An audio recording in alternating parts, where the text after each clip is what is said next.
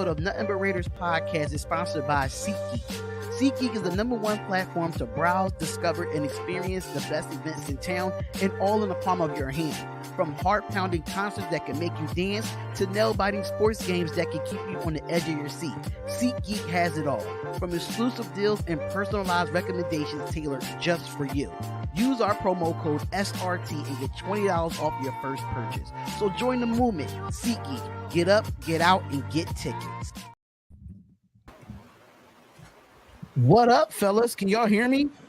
Yeah, bro, I can hear you. Yes, Y'all sir. can hear me loud and clear? Yeah, that sounds. See, yeah, I'm back on my ish, y'all. I'm back on my ish. But Nice. what is up, y'all? What is up? How y'all feeling today, man? Man, I'm feeling better than I did on Monday. Oh yeah. You know what? I'm not going to even lie. I'm right with you. For some reason, I'm trying to get this layout. Okay, got this layout good though. But we in a building, yo. We in a building. Nothing But Raider podcast, episode 34, ladies and gentlemen. Episode 34. Shout out to my boy Chris, Protect the Show podcast. How are you feeling tonight? How are you feeling, brother? I'm good, man. You know what I'm saying? It's good. Another day living, another day breathing. Get to make this content with my brothers. Yeah. And my guy, the custom jerseys he got on the Ray-Bans today. What's up, Cheeto Liners? What's up, man? What's going on? He feeling himself, man. He done made a couple videos. He feeling himself No, now. right? He Wait till I get a haircut, bro. Then Then on the us, videos man. will really come out. Once I get a haircut, then I really feel myself. Well, speaking of, I mean, if you want to talk about a haircut real quick, you know, got the little curly top thing going on. I tried to take the waves away. I'm getting too old for waves, so I got the little curly top thing cut off the sides, got a little fade going. So, Yeah. you know, I had to throw that, but I had to rock my Raiders today because I ain't wear this hat on a show in a while. So Good fire too. shout out to everybody that's in the chat, man. Shout out to everybody that's in the chat. Raider Kush, what's going on, man? What's going My on? boy Kush in the building. What's Yeah, going Chris on, was Solo in the Empire? building. And you know what, though? I just looked at your story, Chris, not too long ago. And I'm like, who is this guy? So I end up subscribing to him. That's Shout my out to boy. Solo Empire. If y'all My do want to boy. subscribe to him, Yeah, make sure y'all solid go over videos. to and subscribe to Solo Empire, subscribe to Protect the Show podcast, subscribe to Cheeto Liners. And both of those links are in the description for Protect the Show and Cheeto Liners. But for Solo Empire, y'all can definitely click on his name and subscribe to his channel. So shout out to you, my brother. Raider at Villa, what's going on? Oh, what's up, Villa? What's going on? Queen V Raider at For Life, what's going Queen on? V, How are y'all Gabby feeling V. today on this beautiful, beautiful Tuesday? Got Mary in the building. What's going on, y'all? And Mary said, fellow Raiders fans are in for the L. Let's kick some Steelers behind this coming Sunday. There we go. There we That's with you, what I'm Mary. talking about. We with Mary, you. we with you. We gonna be at that stadium. Talk your You freeze? Freaky. He got the AOL. It's okay. Yeah, we It's got the okay. I AOL. got it. Sun Goddess in the building. What's going on? Sabby D in the building. What's going on? What's happening? You know, Darian, I'm telling you that the AOL, but it's okay. Yeah. We got this. So, but how you feeling, man? I'm having some connection issues for some See reason. that, I don't know see why. that. Mhm. But JT I know Sports in the listen, building. JT Sports. I know that you're a Pittsburgh Steelers fan. Is he really? But we're not going to I'll do tell this today, JT Sports. We're not going to do this today. Okay. Okay. Not going to do this today. I just did a show with you not too long ago, and you know it was just a bad weekend for me personally. Raiders lose Sunday, Tennessee lose on Saturday. Yeah, it was just a bad weekend. Oh, that A lot of Tennessee money. loss A lot of money with your bag on bad, Tennessee, bro. man.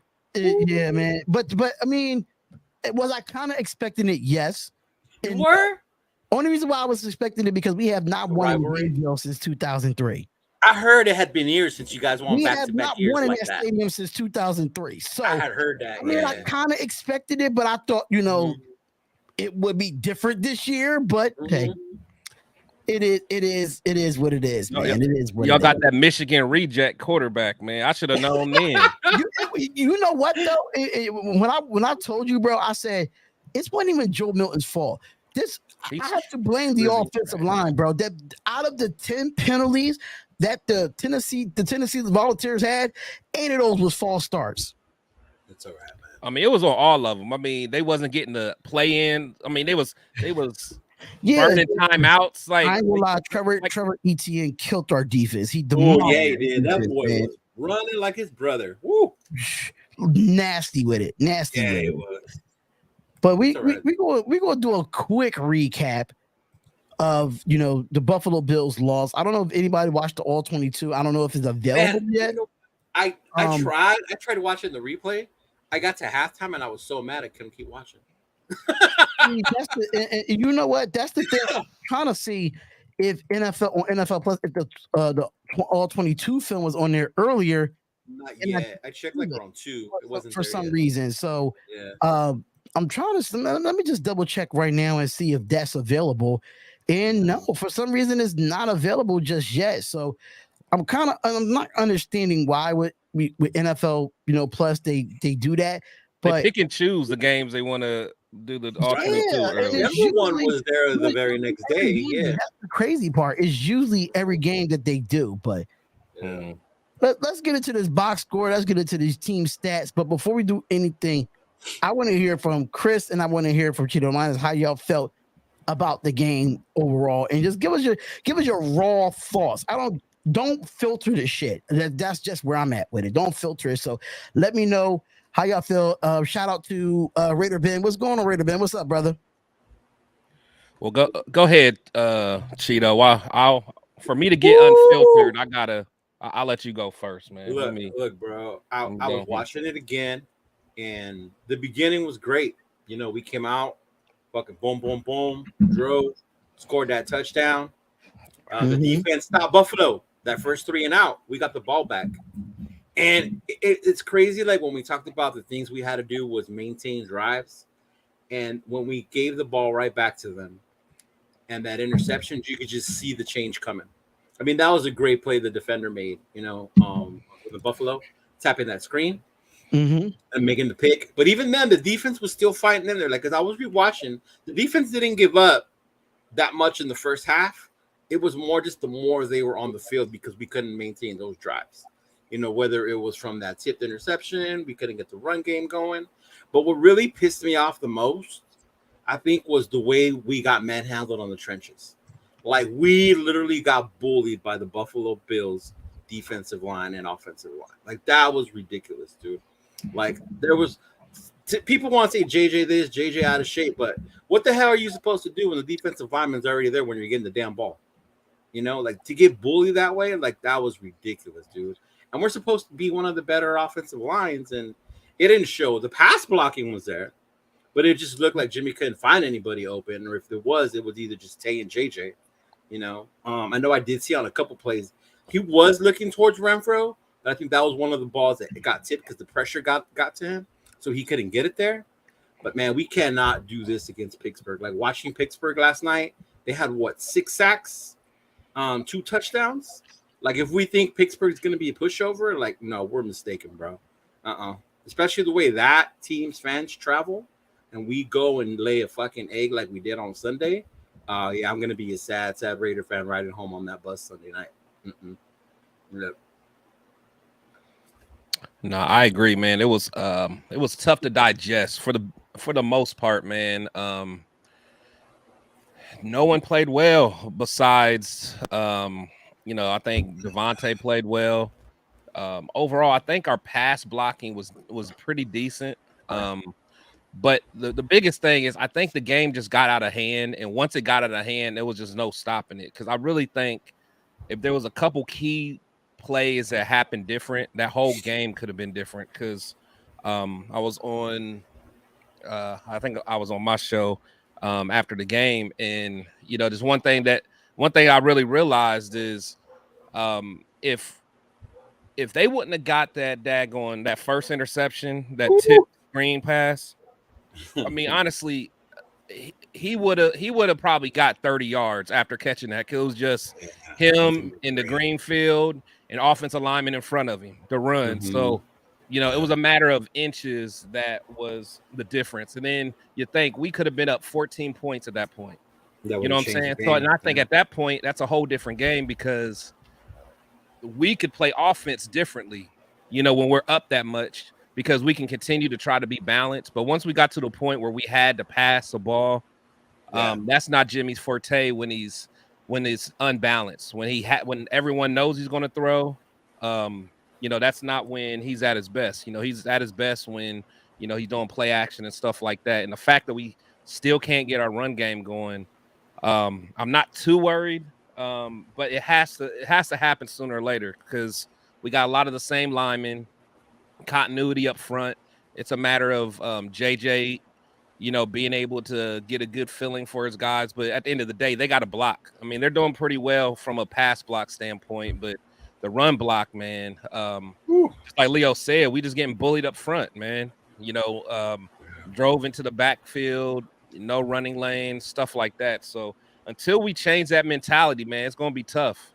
But, I think we could beat Pittsburgh. We're going to have to make a statement game, and we got to do more screens because they're going to blitz the hell out of us. Exactly. Use their aggression against them. More screens, more end arounds. Like, I think there was one where they faked the end around. I don't know if it was Tucker or not, but everybody crashed in on JJ. Yeah. Like, if you would have gave that to Tucker or whatever, he could have went around. Everybody's so focused on stopping the run and letting Jimmy beat us. Yep. Mm-hmm. Now, I'm not going to keep it as calm as y'all because some of these fans at Raider Nation don't understand some things. And when your offense becomes one-dimensional, what do you expect? Exactly. What do you expect? When the first play of the game, your offensive lineman bumps right into your running back, getting bullied from that position. That's what I knew. This was not going to be a great game for the offensive line. People want to blame Josh Jacobs for not having any legs. That don't have nothing to do with it because if you want to be completely honest, if you don't have an offensive line, nothing else works. Nothing else works. And that's what a lot of Raiders fans fail to realize. Josh Jacobs, the reason why he got the way he got and the way he played last year, because his offensive line worked against the run when it comes to the run. And now I said it in my post-game video. I said it has reversed. We was terrible at pass blocking last year. We was great at run blocking. Now we're great at pass blocking, and we can't run block to save our lives. It just reversed. That's why I'm hopeful, though. That's why I'm hopeful. Because from a pass that can get better. Yeah, because I mean, even last year in the beginning, our run blocking wasn't that good. Because if you remember, it wasn't until about week 4 or so, 3, where JJ started going off, and I know that's when we started really feeding him. But run blocking is a mentality. You know what I'm saying? Like pass block is more of a skill and more of a technique. Right. That run block is a mentality. So those are the same guys. So something has to just light a fire in their ass, and I think they'll get it. But I think it's only Grant Van Roten that needs to. Grant Voten is the new one, right? He's the new one this year, right? Yeah. Switch him out for Alex Bars. He's the one, bro. I was watching that. He's the one that was pissing me off. Like Oliver, dude, that's fucking Grant Voten's daddy. Like that fool got. Oliver is a very underrated defensive lineman here. That boy was nice. They don't talk about Ed Oliver enough on Buffalo. They just don't. They need to give that man. They need to give that man his props because Ed Oliver in the first 2 games has been dominant on both sides on that defense side of the ball. Even in the Jets game, that he was good. So I was telling people that, man. Ed Oliver can play. And coming out of college, I think he was a number 1 rated defensive tackle that year. Yeah. I mean, because that was the year that we got Farrell, if I remember. Don't say Clee. So it was Quentin Williams and Oliver. I think they were 1 and 2. Oh, you're right. I think it was them 1 and 2. Yeah. But another thing is this: when the Buffalo Bills have the ball for 40 minutes. Man, that is a stat that a lot of people don't talk about, and that's it's mentality, man. Time of possession. Did you see we only had the ball for 13 possessions in the second half? 13, bro. We couldn't get off the field. 39 total plays the whole game. That and is ridiculous. Crazy about this is the Miami Dolphins had 32 in the first half.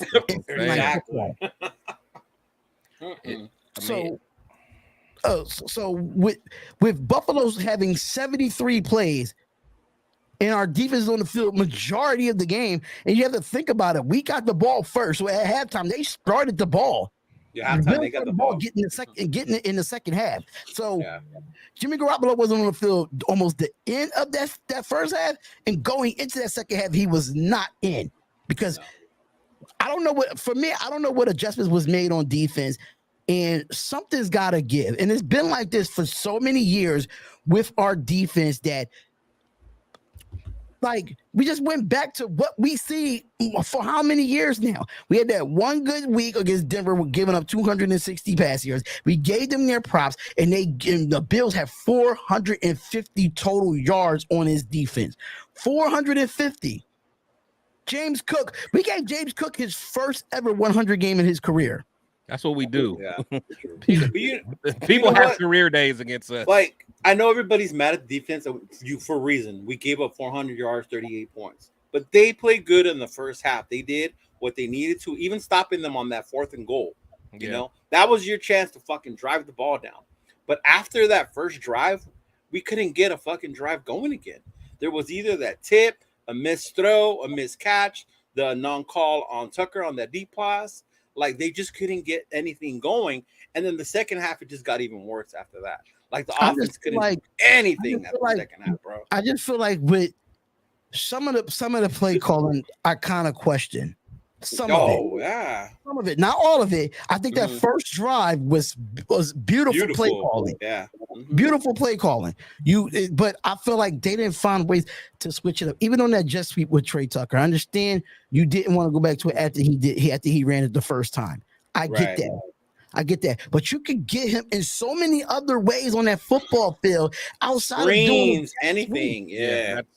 That's to me, the adjustments would have been running more screens, 5-step drops where you could get him a 3-step drop and get him on a screen or get him on a quick slant or something of that nature. I just felt like you knew that Jacoby Myers was not there and he was just targeting Devontae Adams. He did target Hunter Renfrow, but Hunter Renfrow was not open. But if you look at the spacing, most of those wide receivers outside of Devontae Adams could not get any spacing.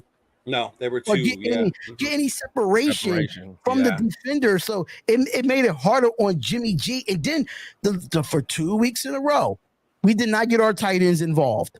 And Jimmy loves throwing to his tight ends. If you look at his pass in his career, he loves throwing the tight ends. And I see that. I don't know where Michael Mayo was at. I don't know where Austin Hooper was at. I don't know. But even the one catch that Michael Mayer had was in tight ass coverage. Yeah, he threw it to Hooper like twice. And I get what a lot of people are saying that, we got one thing the Raiders offense have to work is this. We gotta have a balanced offense. But we're one-dimensional, we are easy to get beat. Simple as that. And this is where I'm gonna ask Chris, because he's our famous Josh McDaniels lover and bring me along. But I'm a Raiders lover. I was like, if everybody knows they need to be balanced. So if we fuck up the balance, stop the run, what are the Raiders doing to change that? Like, what is McDaniels going to do to counter that? He knows they're going to come stop the run. Everybody's coming up on the line. Like, start running screens, end around, something, quick slants, like Darian was saying. But I don't see them doing that. I see them still trying to run their offense when they're keyed in on taking one thing away from you. And I get it. We're not built to come from behind. We're not the way this offense is playing right now. I get people want to stretch the field, things like that, and it creates space. But I don't know what adjustments the offense needs to make so that this doesn't keep happening every week. Because right now, if I'm playing the Raiders, like every other coach, stop Josh Jacobs, they ain't going to do shit. Stop Josh Jacobs, we get a lead on them, keep that defense on the field, they ain't going to do shit on us. So what do they do? No, that's true. I think, it is undervalued. I think losing Jacoby is just undervalued because, again, like I was saying, teams are going to automatically double and try to bracket Devontae as much as they can. and then they're going to be like, we're going to put extra people in the box to stop Josh. So therefore, they just can't guard everyone. So therefore, they're going to leave one-on-one matchups for that other receiver, and the other receiver got to win. Unfortunately, we don't have a real backup number 2. We don't, man. Exactly. It's like we got a lot of slot guys. We got a lot of little shifty guys, but we really don't have no one that's going to come out there and beat and consistently beat a one-on-one coverage. Yeah. Now I guarantee we're going to look a lot different next week. I guarantee that. But the thing is, I don't mind that McDaniels didn't try to get away from the run, because you gotta establish it. You can't stop doing it. You know what I'm saying? Just because if you don't, then the play action means nothing. So you gotta at least show that you got a threat of running. And until those guys up front get it together, then our offense isn't gonna work at all. I mean, there's just nothing that we can do until we get our running blocking together. So again, I think that's a mentality. I'm not so much worried about the schematics part of our offense. It's just we got to get that dog mentality back. I mean, until that happens, it's going to be a long season. But man, and against this Pittsburgh Steelers defense, that's not an easy task for they're going to be. I mean, because honestly, they did that last year because they literally didn't trust Carr, or they was like, Carr's not going to beat us. So they were really in the box to stop JJ last year. So they're going to try that same thing.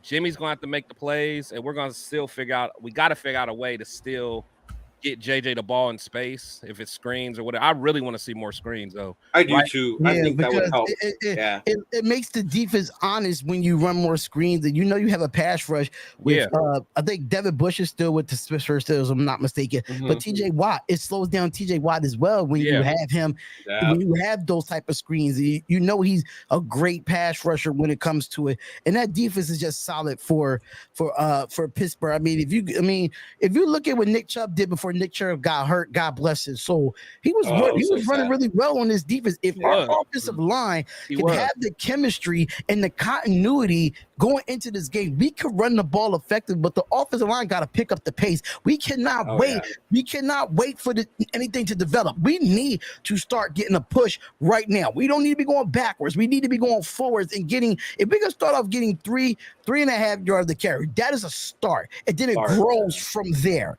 And I think that's what needs to happen, is to establish that run. But at the same time, the offense got to be a little bit more creative with our running backs, more creative with our tight ends, and even a tight end screen. Them tight end delay screens are so well against we used to do it with Waller in itself. So if we can do that and get Austin Hooper or Michael Mayer involved early, then you see that it takes away from Josh Jacobs. It takes away from Devontae Adams. Ain't nobody going to be doubling him like, oh, we got another weapon here.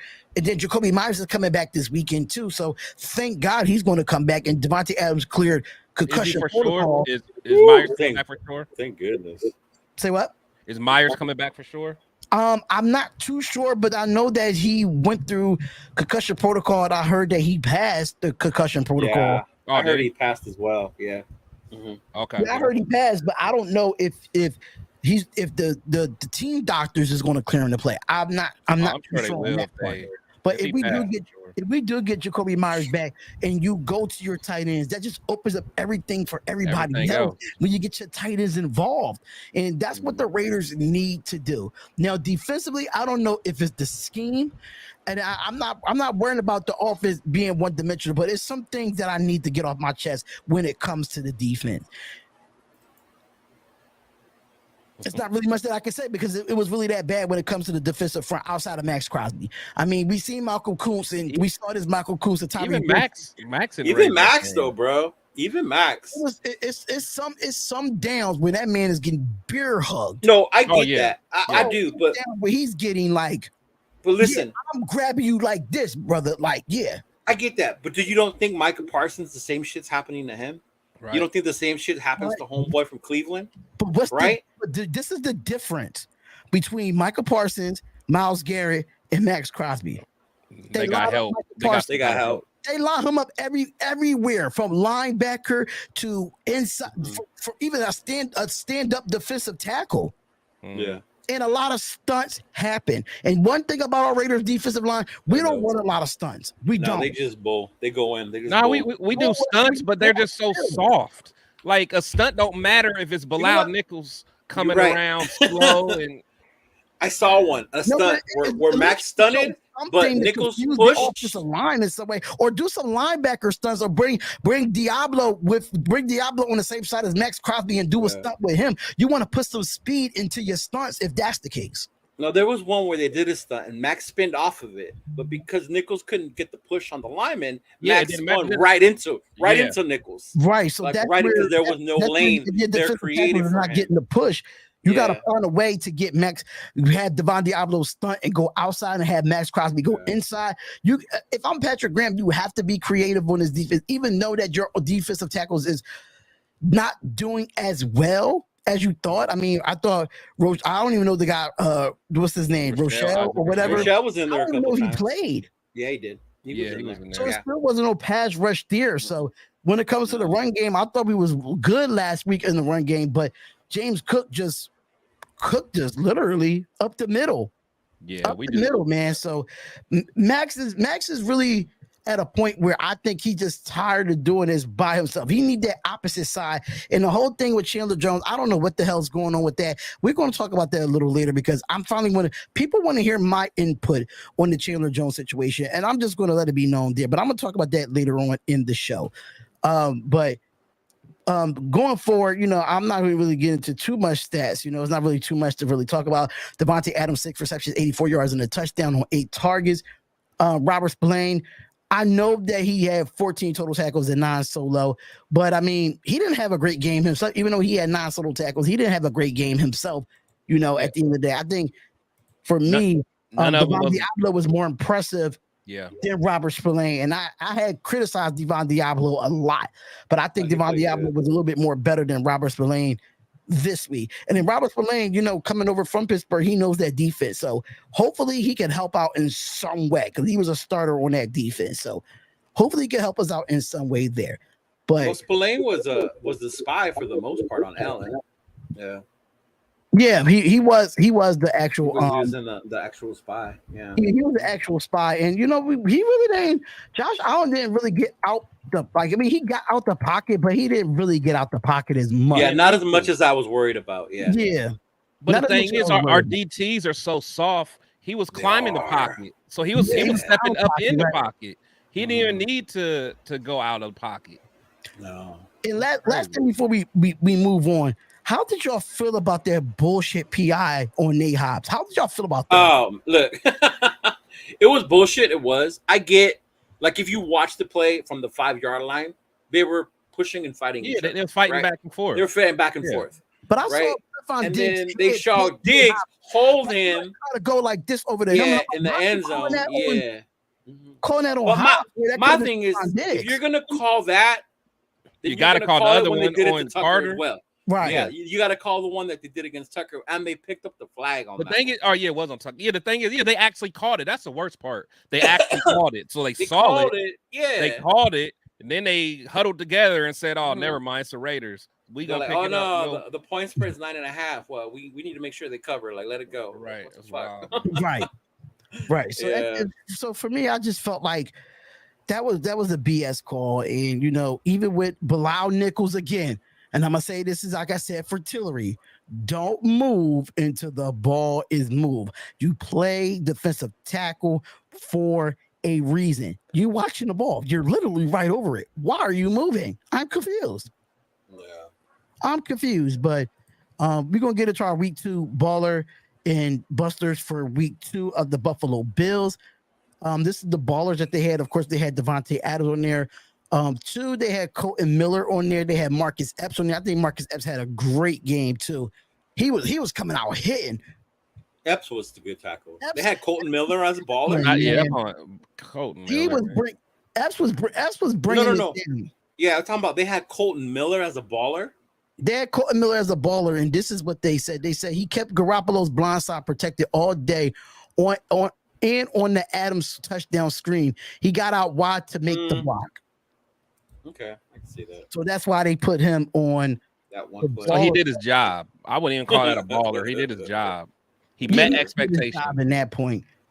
And then, of course, why they put your boy on here, Chris, as a buster. Ooh. Josh McDaniels, they put him as a buster on there, but they put Patrick Graham on there too. So I would put both on there. That's real right there. I'll put McDaniels as a buster on there. You know, I keep it real. I mean, at the end of the day, McDaniels oversees it all. I mean, if you don't have a competent and first of all, let's not all act like we were expecting to beat the Bills. So let's keep it real. True. So let's keep it 100% real. The Bills, but as a Raider fan, we had to feel like that we was going to beat them. Well, I mean, even regardless. But the thing is, it's like I wanted us to win, of course. But would I bet my last dollar on it? You know, would I bet the deed of my house on it? You know, no, absolutely not. Because if you look at it, Buffalo took that game personal after all the lickback Josh Allen got all week. That's what I'm saying. And that, but we did say on your show on Friday, the thing was to stay competitive. Don't get our ass whooped. Yeah, we did. And that's what we didn't do. Yeah. You know, like I get it. If we lost to Buffalo by a touchdown or two, nobody was. We were in it. Nobody was gonna like. It was Buffalo. Allen was coming back. Blah blah blah. But to get our ass kicked the way we did, bro. Yeah, we let it get out of our hands. But yeah, did. Yeah, McDaniels is a. You know, you got to put him as a buster for the week. But at the end of the day, I think that.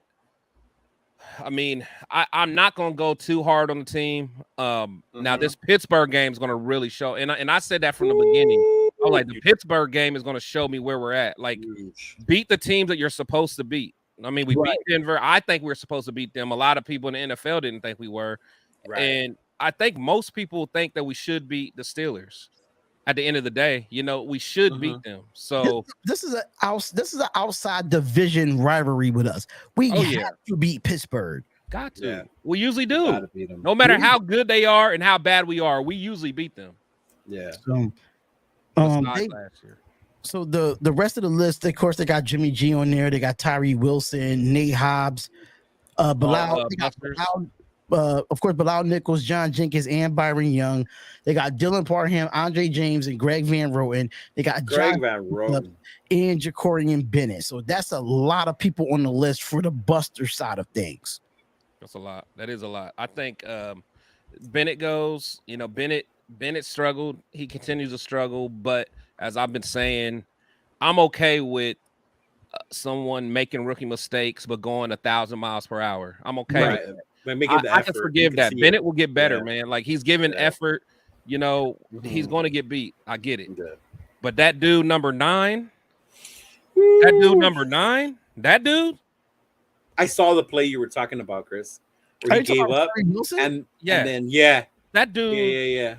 I'm sorry, he's dumpster juice, man. He gave up, thought the play was over, then he realized the ball was still. Oh my god! Like if he would have kept doing it, like.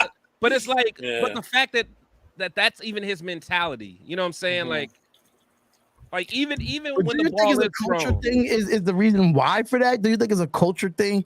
Because the only reason why I say that because we draft players, they come here, or we go get a free agent, they come here. I mean, it's not really outside Devontae Adams, but you see some big time names come into this culture and stink it the hell up. I'm just saying, like, is it something in the culture, or Josh McDaniels or Josh McDaniels or these coaches are not vocal enough in the locker room because they understand the NFL athletes, but you're a coach for a reason.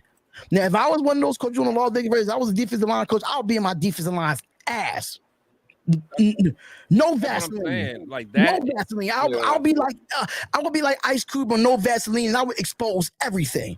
Because I'm in that film room and I'm cussing y'all the hell out.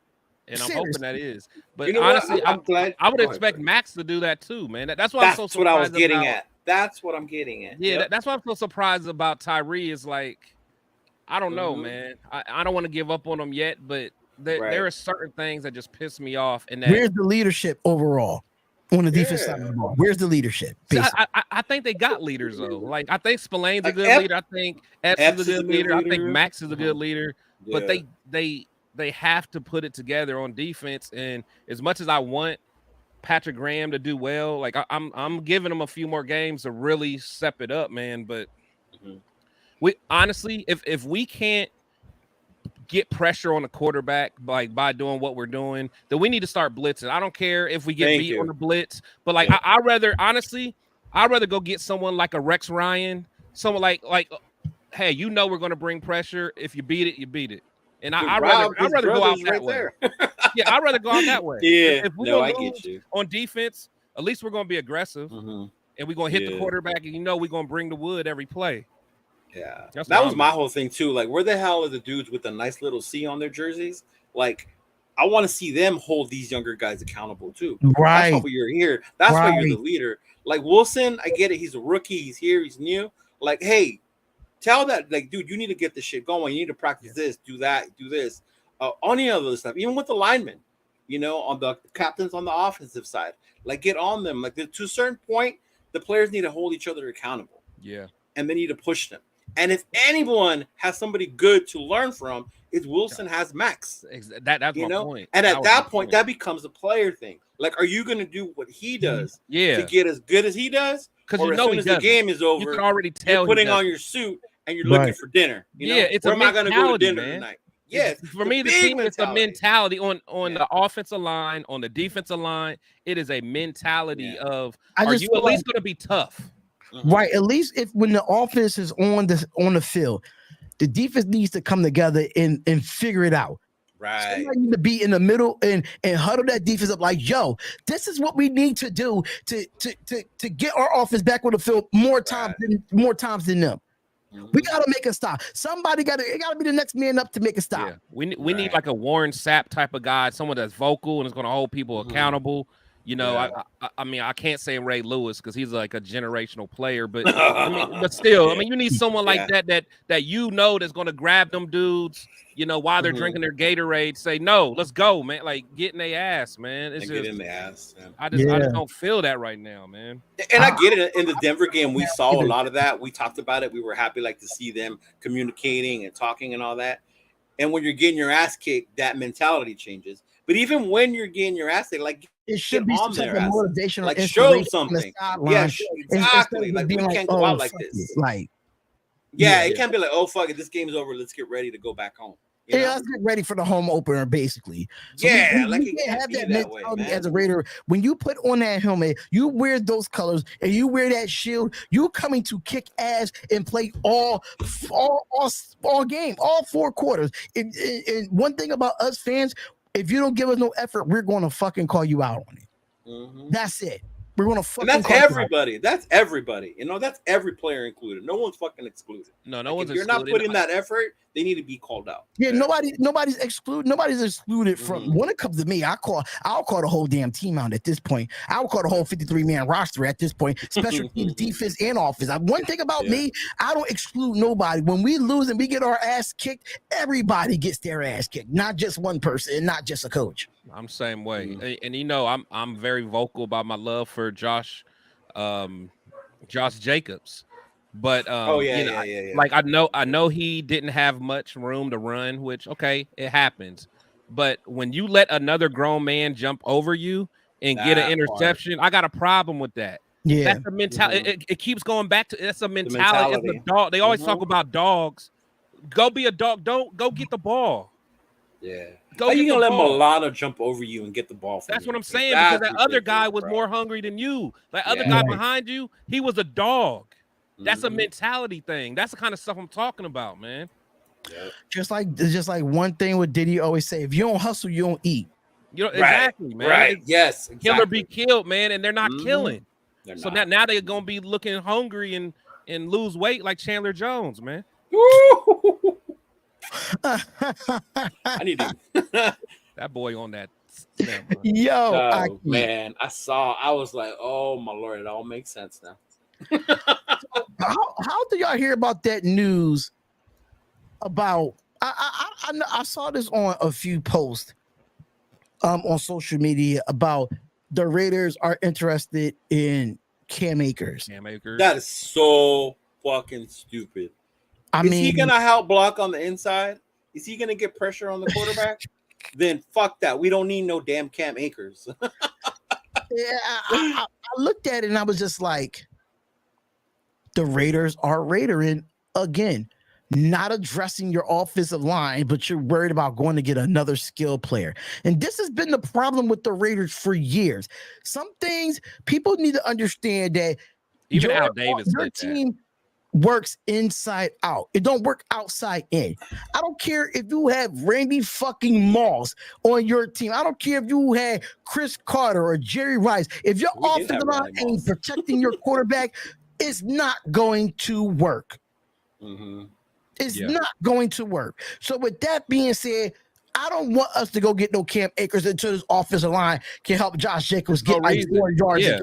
Sorry about that. Cam's not going to be able to do anything different than what Josh does. Exactly. It's not like worse. Cam ain't no damn berries. Unless that's berries back there. Why were we interested in a running back, knowing that the Cleveland Browns need a running back? They did host Kareem Hunt. They might get Kareem Hunt back. Go have Cam Akers go over there, where a running back is needed. We don't need another fucking skill player. And that's been a problem with this organization, that we worry about skill players and we think we can have a mediocre offensive line and we can get through and sweep it under the rug. Absolutely not. We cannot sweep it under the rug like that. Hey, but who said that, though? Who said that we wanted Cam Akers? It was a report. I did see. It was a few reports. I know, but I didn't see who it came from, because you know how sometimes people do their speculation trades, or the Raiders should go after this guy. I think it was Raider. It was something that I saw.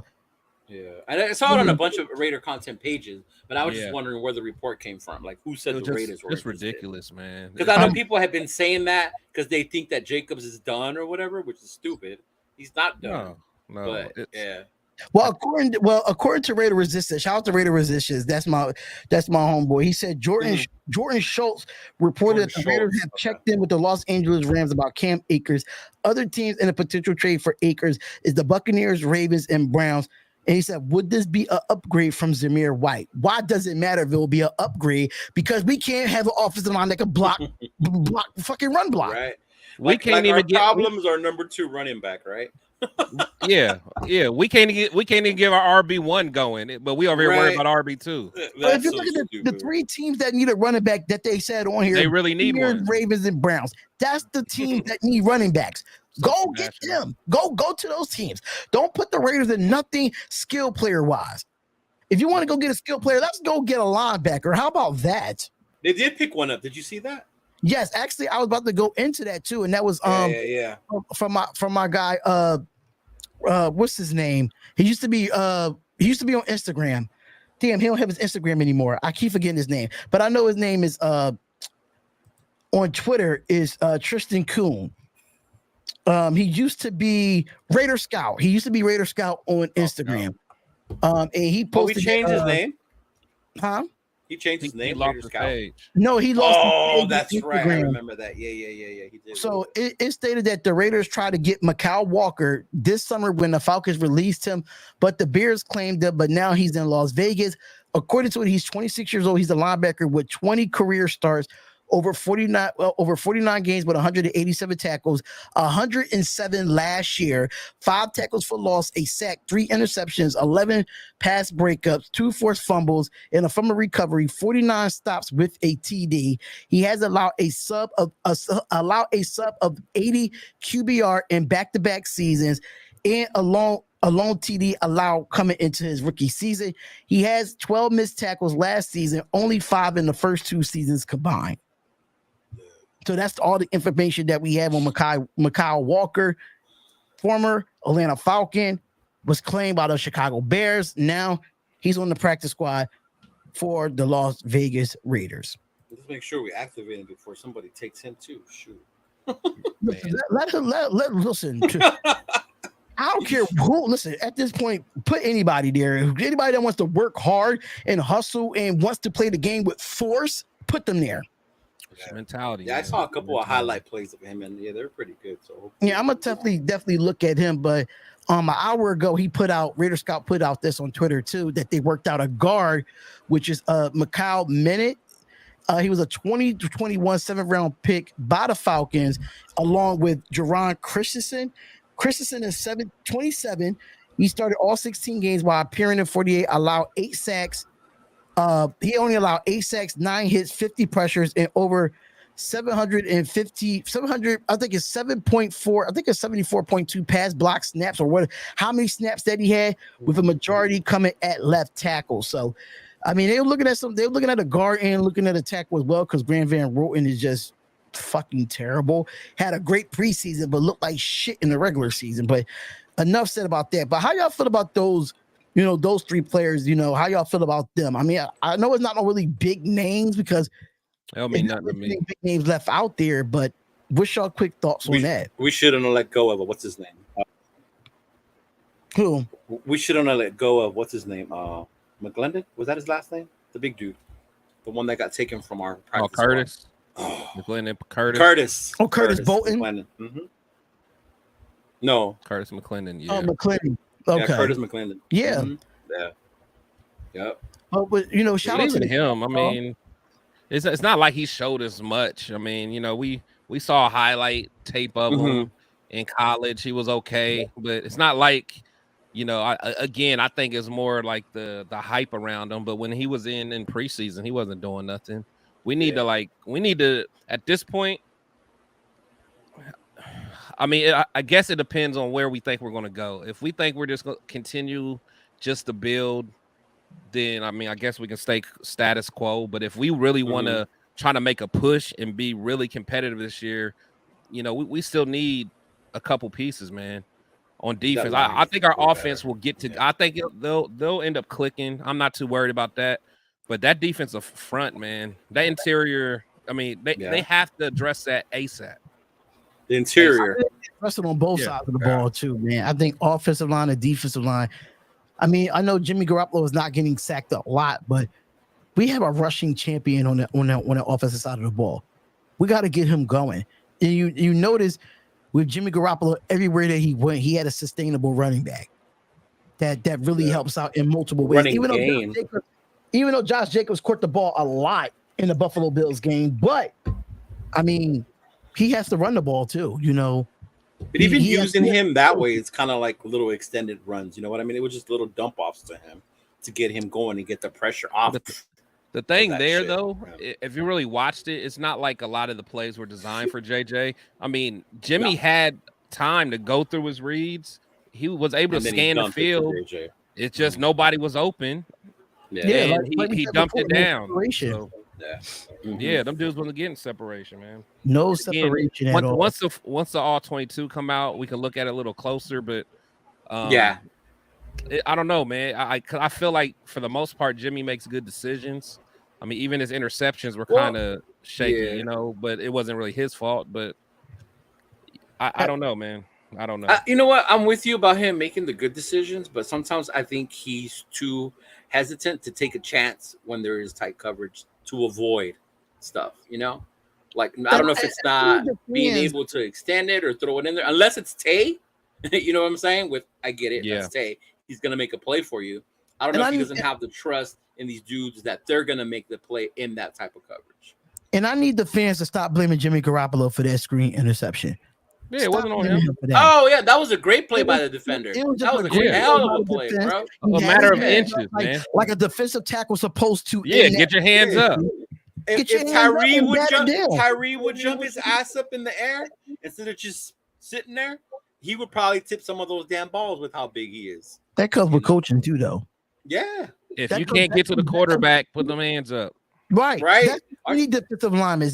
Get the hands up. I don't care. Listen, if you notice, if you play defensive tackle, if you have your hands up, the more of the jersey they see, you get grabbed on. That's called flags. It's called penalties. But no, if you just sitting there and just being patty cake, bakers, like, no, we're not doing that.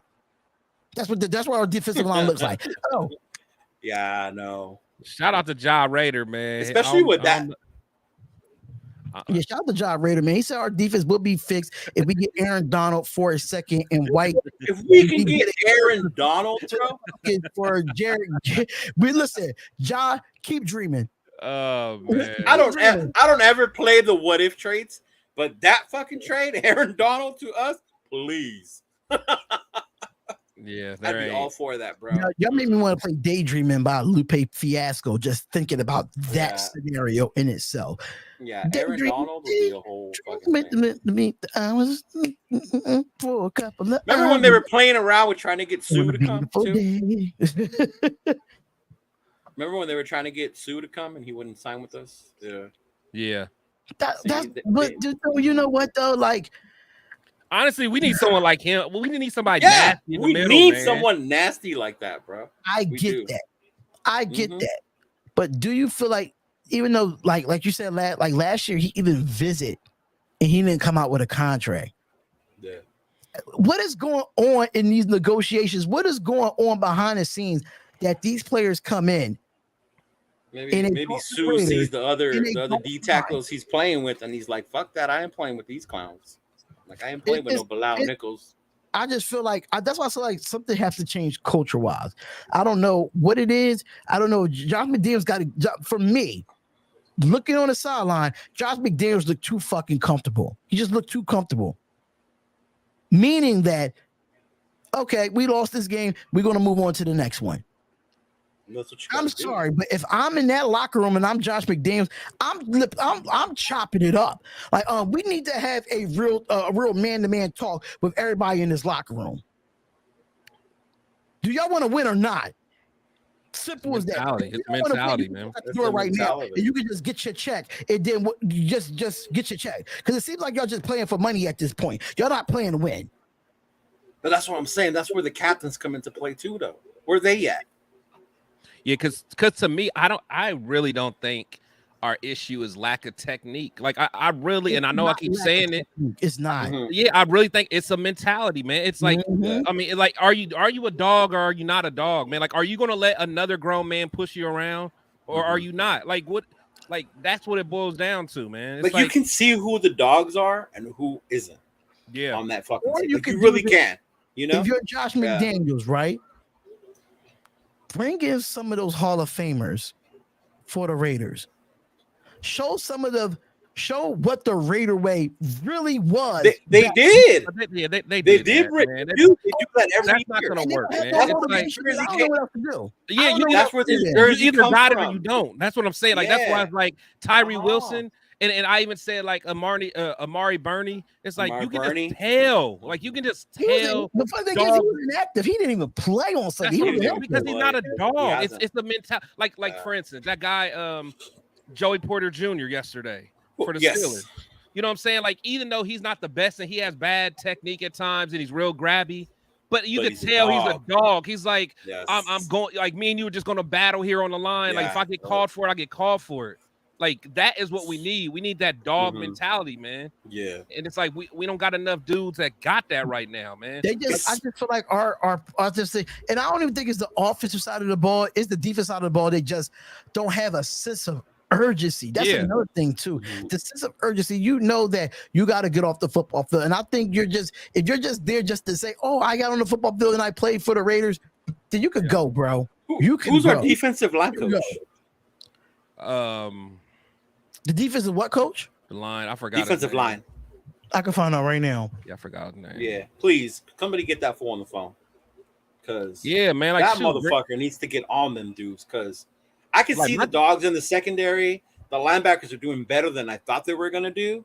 But that defensive line, which I thought was gonna be our strength, is our fucking weakness, bro. You know who they need to bring back, man? I liked it's Rob Leonard. Yeah. He's from Baltimore. They need to bring back my boy Buckner. Yes, I liked him, and then I like Marinelli too. Marinelli, yeah, I know Max really likes that's his guy. Max, that was his dude. Yeah, man. But but bring back Buck. Coach Buck used to get them boys going, man. I like Coach Buck, man. Yeah, maybe having Graham up in the fucking, he was up top this time, not down there barking at their asses. Maybe that made a difference. Hopefully he'll be down. I don't know what the fuck happened. What's Rob Ryan doing, man? Like I know he's just like that was the other part. Like Rob Ryan, like you're all about aggression. I think I'm gonna say this though, when it comes to Rob Ryan, I think if Rob Ryan was a defensive coordinator, we'll have a different style of defense. I think he would get those fools fired up. I feel like Rob Ryan and this is just assuming, but I feel like Rob Ryan is giving ideas to Patrick Graham, and Patrick Graham is just going for what he wants. What he wants to do, this and ain't my system. Not taking the ideas from Rob Ryan. That's just what that's just what I'm assuming. Because like, why have him here then?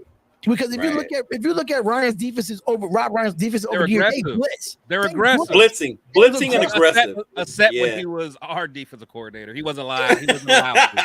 He wasn't allowed to, though. That's why, though. Yeah. So that's why I feel like when it comes to Patrick Graham, he's not really taking the understanding of playing an aggressive defense. And he's just going with what we go with. And I think it was the other night I was live streaming, and John Rader put out there that he don't even have Patrick Graham don't even have a 3-4 in none of his defensive formations. None. Oh yeah, he does. Yeah, he does. I haven't seen a 4 linebacker set in a 3-4 situation with the Raiders since he's been the defensive coordinator. I mean, what's his name been getting? Who's the other Masterson? He been getting some snaps. I mean, it's not much. It's been like 4-3, like in a 4-2-5, like that cover 3-ish. I want to if we could get a 4, at least 3 linebackers that have one of these defensive, like Malcolm Kusa might be that 4th linebacker. And that's what I'm saying. I think that's kind of what it is because when Kusa is standing up, you know what I'm saying? Because he's almost playing like the Von Miller-esque type of role. But I get what you're saying, man. To me, I mean, something just has to. At this point, it's like you got to just try something different. Yeah. You know, at this point, blitz, man. Like blitz. If you're afraid to get beat, fuck it. Yeah. At least you're blitzing. Exactly. Like I have no problem.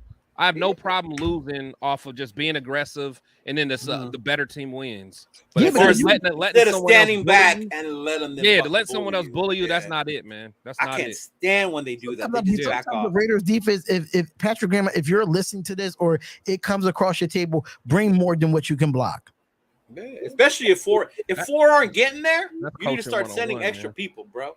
Like if your 4 aren't getting there, you need to start sending other people. Exactly. What's up, Raider Twine? What's going on, bro? He said, "Here's the free agent." Linval Joseph. I'll take Linval Joseph right now. Linval's a little bowling ball, man. I like Carlos Dunlap. You know, Carlos Dunlap is a good edge rusher. I can see that.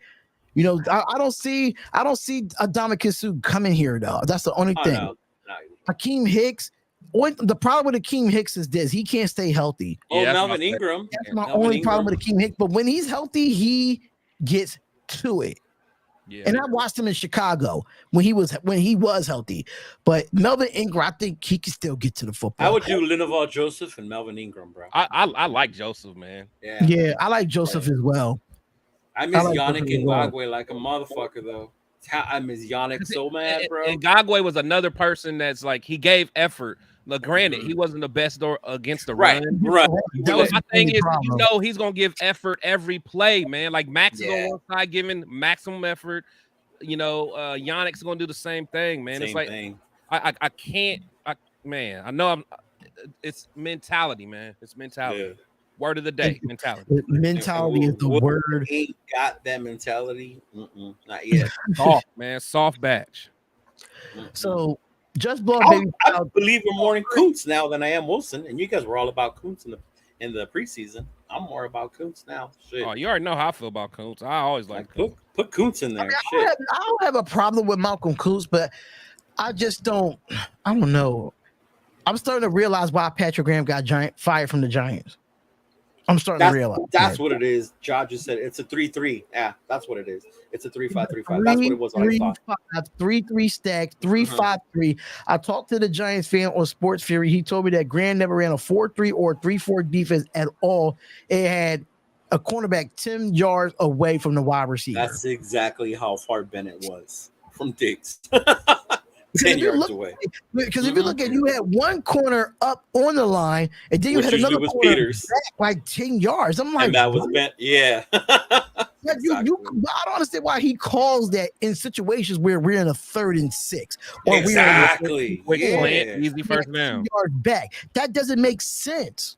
That's a quick little, especially if you're not throwing blitz or a quick curl. Especially if you're not going to blitz. If you're going to blitz, that's one thing. That's different. You got to give it out. But if you're not going to blitz and you're giving that much cushion, you're just letting them take those damn yards, bro. Yeah. You got to get more aggressive. Like Patrick Graham is. I see why he got fired from the New York Giants. That's just why I see it. I want him to do well, man, but I'm running thin, man. I'm running thin with defensive coordinators. I'm really running thin. Even though Brandon Faison is on IR, so that's another one that kind of hurt us. But he's a Gus Bradley guy, not a Patrick Graham. He's not a difference maker like that. So I ain't tripping on him. So Just Ball Baby put out 3 reasons why not to give up on the Raiders season, which I think we're not giving up on the Raiders. No, we're not giving up, bro. We're 1-1. There are a bunch of people who thought we're literally a first. We're first, right? Everybody thought our first win was gonna come in like Chicago in October. Like, fuck out of here. We're 1-1 going into the home opener. Like, right. So, and I said that on a commitment to Exit Podcast. I said if we go into week 3 1-1, I'm perfectly fine with that. Yeah. I'd rather be 1-1 than 0-2 going into the home. That's what most people thought we were anyway. So it's like you guys said, we thought we was gonna be more competitive, but hey, let's just get this game passes. Let's get it popping next week. Facts. So the 3 reasons that they have is 1, Josh Jacobs would hit his stride, which Chris has said it multiple times. He would hit his stride. Number 2, the rest of the division is still open. Agreed. Because if you look at the Chargers right now, they're choking it up in the first 2 weeks.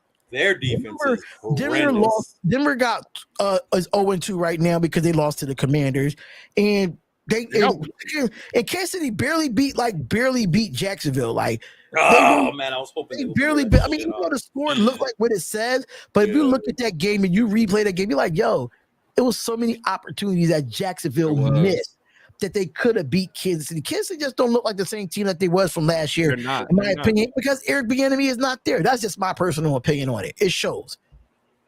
And I'm going to tell you why it shows, because if you look at it, they scored 30. The Commanders have scored 33 points on the Denver Broncos. They scored 30 points back-to-back in the last 2 weeks, and that's under Eric Bieniemy. They started off shaky, though. Reached 30 points. They did, but then they came back on it. Yeah. It started off pretty bad. Yeah. Mm-hmm. Yeah, and mind you, the Commanders came back in that game against Denver too. But yeah, so that division is definitely wide open for the AFC West. And oh my God, I hate this number 3. I really hate this number 3. This is going to piss me off. Aiden O'Connell could turn things around. Oh, get the fuck out of here. Everybody thinks they have a Brock Purdy now. Everybody thinks they have a Brock Purdy because they see them, bro. This kills me, man. This is killing me. If people that write shit like this pisses me off, and I'm calling out Just Ball Baby, and I don't give a shit who runs and tell them or tag them on a post on Twitter, because I don't give a shit, because I keep it a buck, I keep it 100, and I keep it the way I keep it. Just Ball Baby, that 3rd reason is full of shit. A lot of people think that, though. That's the worst part. They're not saying nothing that a lot of these fans actually think. Well, because it's like a lot of people want it. We're waiting for the moment to say, see, we told you Jimmy sucked. Well, I mean, the backup quarterback is always the most popular person on the team until he plays. Remember we talked about that? Realize this. I don't care if you had Joe Montana as the quarterback. If you ain't got a defense that gives up 38 points in a game, you're not going to win the football. When you only run 39 plays offensively, Joe Montana ain't going to win the football game. I'm sorry to tell you that. No, but he would have kept the drives going. I don't care who back. I don't care if you put us 3 athleticism together and put a quarterback together. We still wouldn't be successful in that Buffalo Bills game. Well, I kind of lost all my athleticism once I started eating and drinking a lot. Bro, you know what? Even right now, I think I will get more fucking push than Tyree right now. God damn it. I might not be as tall as him. I'll get in that offensive line, and I would not get bullied by Ed Oliver. I don't give a shit. I would not get bullied by Ed Oliver. Yes, you would. No, I wouldn't. Ed Oliver would. He would throw you all around. All you gotta do is I'm telling you this right now. All you gotta do is listen. I am chop blocking every goddamn time. Man, I do not Ed care. Oliver is picking you up and throwing you, man. He don't have to pick me up and do nothing. I'm chop blocking. I'm going low. I don't care. That was the thing. They underestimated the hell out of Ed Oliver. They thought that Van Rote can handle that dude one-on-one, and they were mistaken. Yeah. Van Roten just looked like he just got his lunch money took from him. Right, he did. Let me just put you upside down and shake you and get all your money out your pockets. That's exactly what it looked like. Yeah, Yeah. man. I wasn't expecting that, man. I thought he was gonna be all right. I felt like he did all right the first game. He did good in the Denver game. This game, the Buffalo game, was a bad game for him. Bad game for him, bro. Bad game, and I really hope that he if Alex Barrs don't get to start, that means Grant Van Roten has been better. Alex Barrs on the team. I thought he got somebody needs to sub in for him. I don't know who it is, but somebody needs to sub in for him. Who is our backup? I think it's that Jordan Meredith guy, the one who's rotational guy. Yeah. Just bring back Brandon Parker at this point. See what I'm saying? Where's Brandon Parker? I knew that was the uncle, bro. I knew that. Back. No, he over there flipping burgers at Five Guys, man. Hey, man. Kurt Warner was bagging groceries, dog. You never know. Listen, it might be somebody that's in that grocery store that probably is. Or matter of fact, what about your boy Chris that they made inactive? Severa. Oh, what you talking about on the offensive line? No, defensive line. Oh, Nessa. Yeah. Like to me, we need someone like Nessa. At least Nessa got an attitude, man. Right. And he's a dog. I was kind of surprised. What's going on with Cam Smith? Why is Cam Smith inactive the first? Another one. Oh, Christopher Smith. Yeah, Cam Smith. Yeah. No, Christopher Smith. Yeah, because especially the way Morgan is playing.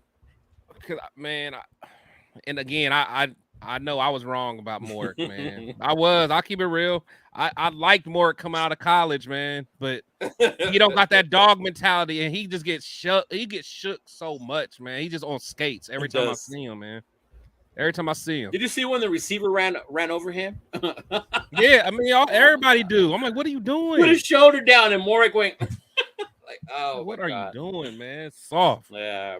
It was soft. Soft as hell, man. But that whole Aiden O'Connell 3 reasons shit, that is bullshit. That's anti Jimmy G. We're ready for the future. That's what it sounds like to me as well. That's what that is, bro.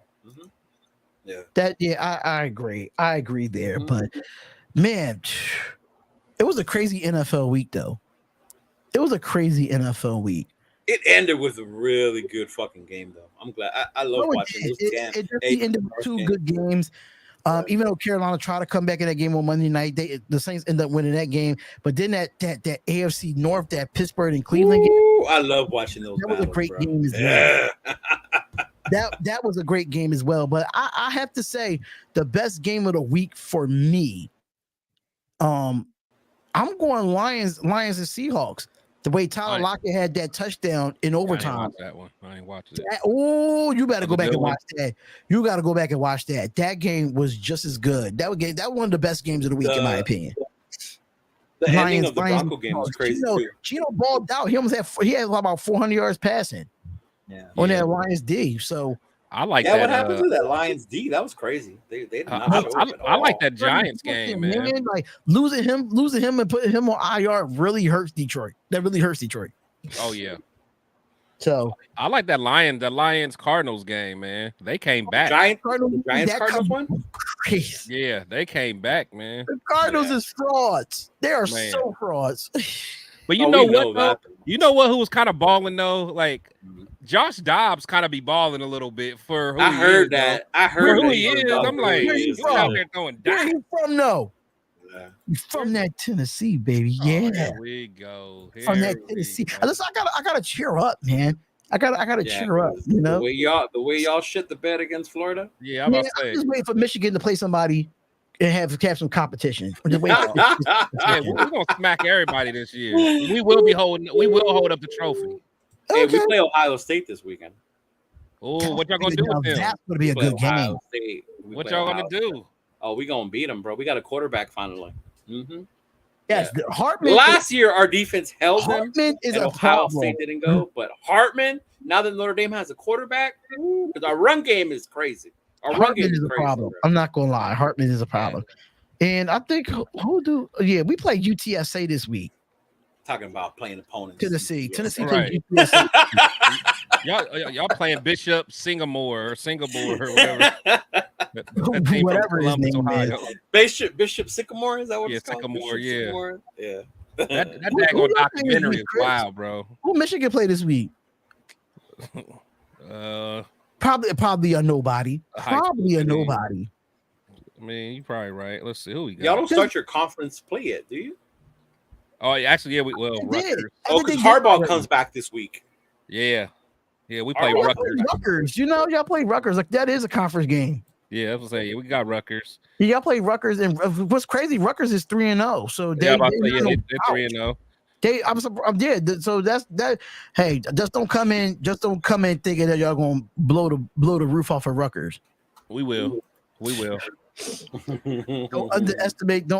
Hey, Daddy Harbaugh back now. Free the guys. They done freed him. Yes, they freed him. But game of the week for college football. I definitely want to look at Notre Dame, Ohio State. Oh, the Maize and Blue Raider. Who's the Maize and Blue Raider, man? Shout out to Maize and Blue Raider. Colorado and Oregon. Who? Oh yeah, Colorado and Oregon's gonna be good. Because now we're getting into the stretch with Deion Sanders. Now he got to play Oregon and then play USC next week. So yeah, and games are going to be Trav ain't playing, right? Trav out. No, he's out for 3 weeks, bro. He's going to be out for like a couple weeks. But I feel like Deion Sanders can coach this team up without Travis. I think he can coach him up. That's a huge loss, though. That's a huge. You talking about some bad defensive coaching? That's college football, though, bro. but I'm just saying. But just watching that game, yeah, like that. What was his name? Hopkins or Horton for the other team? For Colorado State, yeah. He kept doing that shallow cross every play. I'm like, is anybody going to guard him? Anybody? He kept doing the same shallow cross. Oh, Deion said he was livid. He was livid in the locker room about that. He was livid. I will tell you one thing, man. I would, man. That being linebacker from California, don't fix it. that is Pac-12 football for you right there, bro. That is Pac-12 defense. Yeah, that's Pac-12 defense. That's Pac-12 defense for you. That's why I feel like Oregon and Colorado always bet high score game. You bet high score game because the Pac-12 don't play no defense. None of them. Always bet the over on the Pac-12. And that's why everybody in the Pac-12 is leaving. Everybody in the Pac-12 is leaving. It ain't gonna be a Pac-12 next season. You saw the over/under for the Colorado-Oregon game? It's like 70 points. 70? Is it? 70, bro. 70. Mm-hmm. Shit. That's crazy. What? 70 points, bro. I think I'm going under on that. I might just go over for don't do it. Unless Colorado gets stuck by Oregon. Oregon, as long as I knew about Oregon, going back to Marcus Mariota, they never had a defense. They always give them like 40 plus the game. Right? It's going to be a pure shootout, yo. It's going to be. It's going to be. Plus, they actually, because they both got them. They damn near. They got them no huddles where they basically they run tempo, man.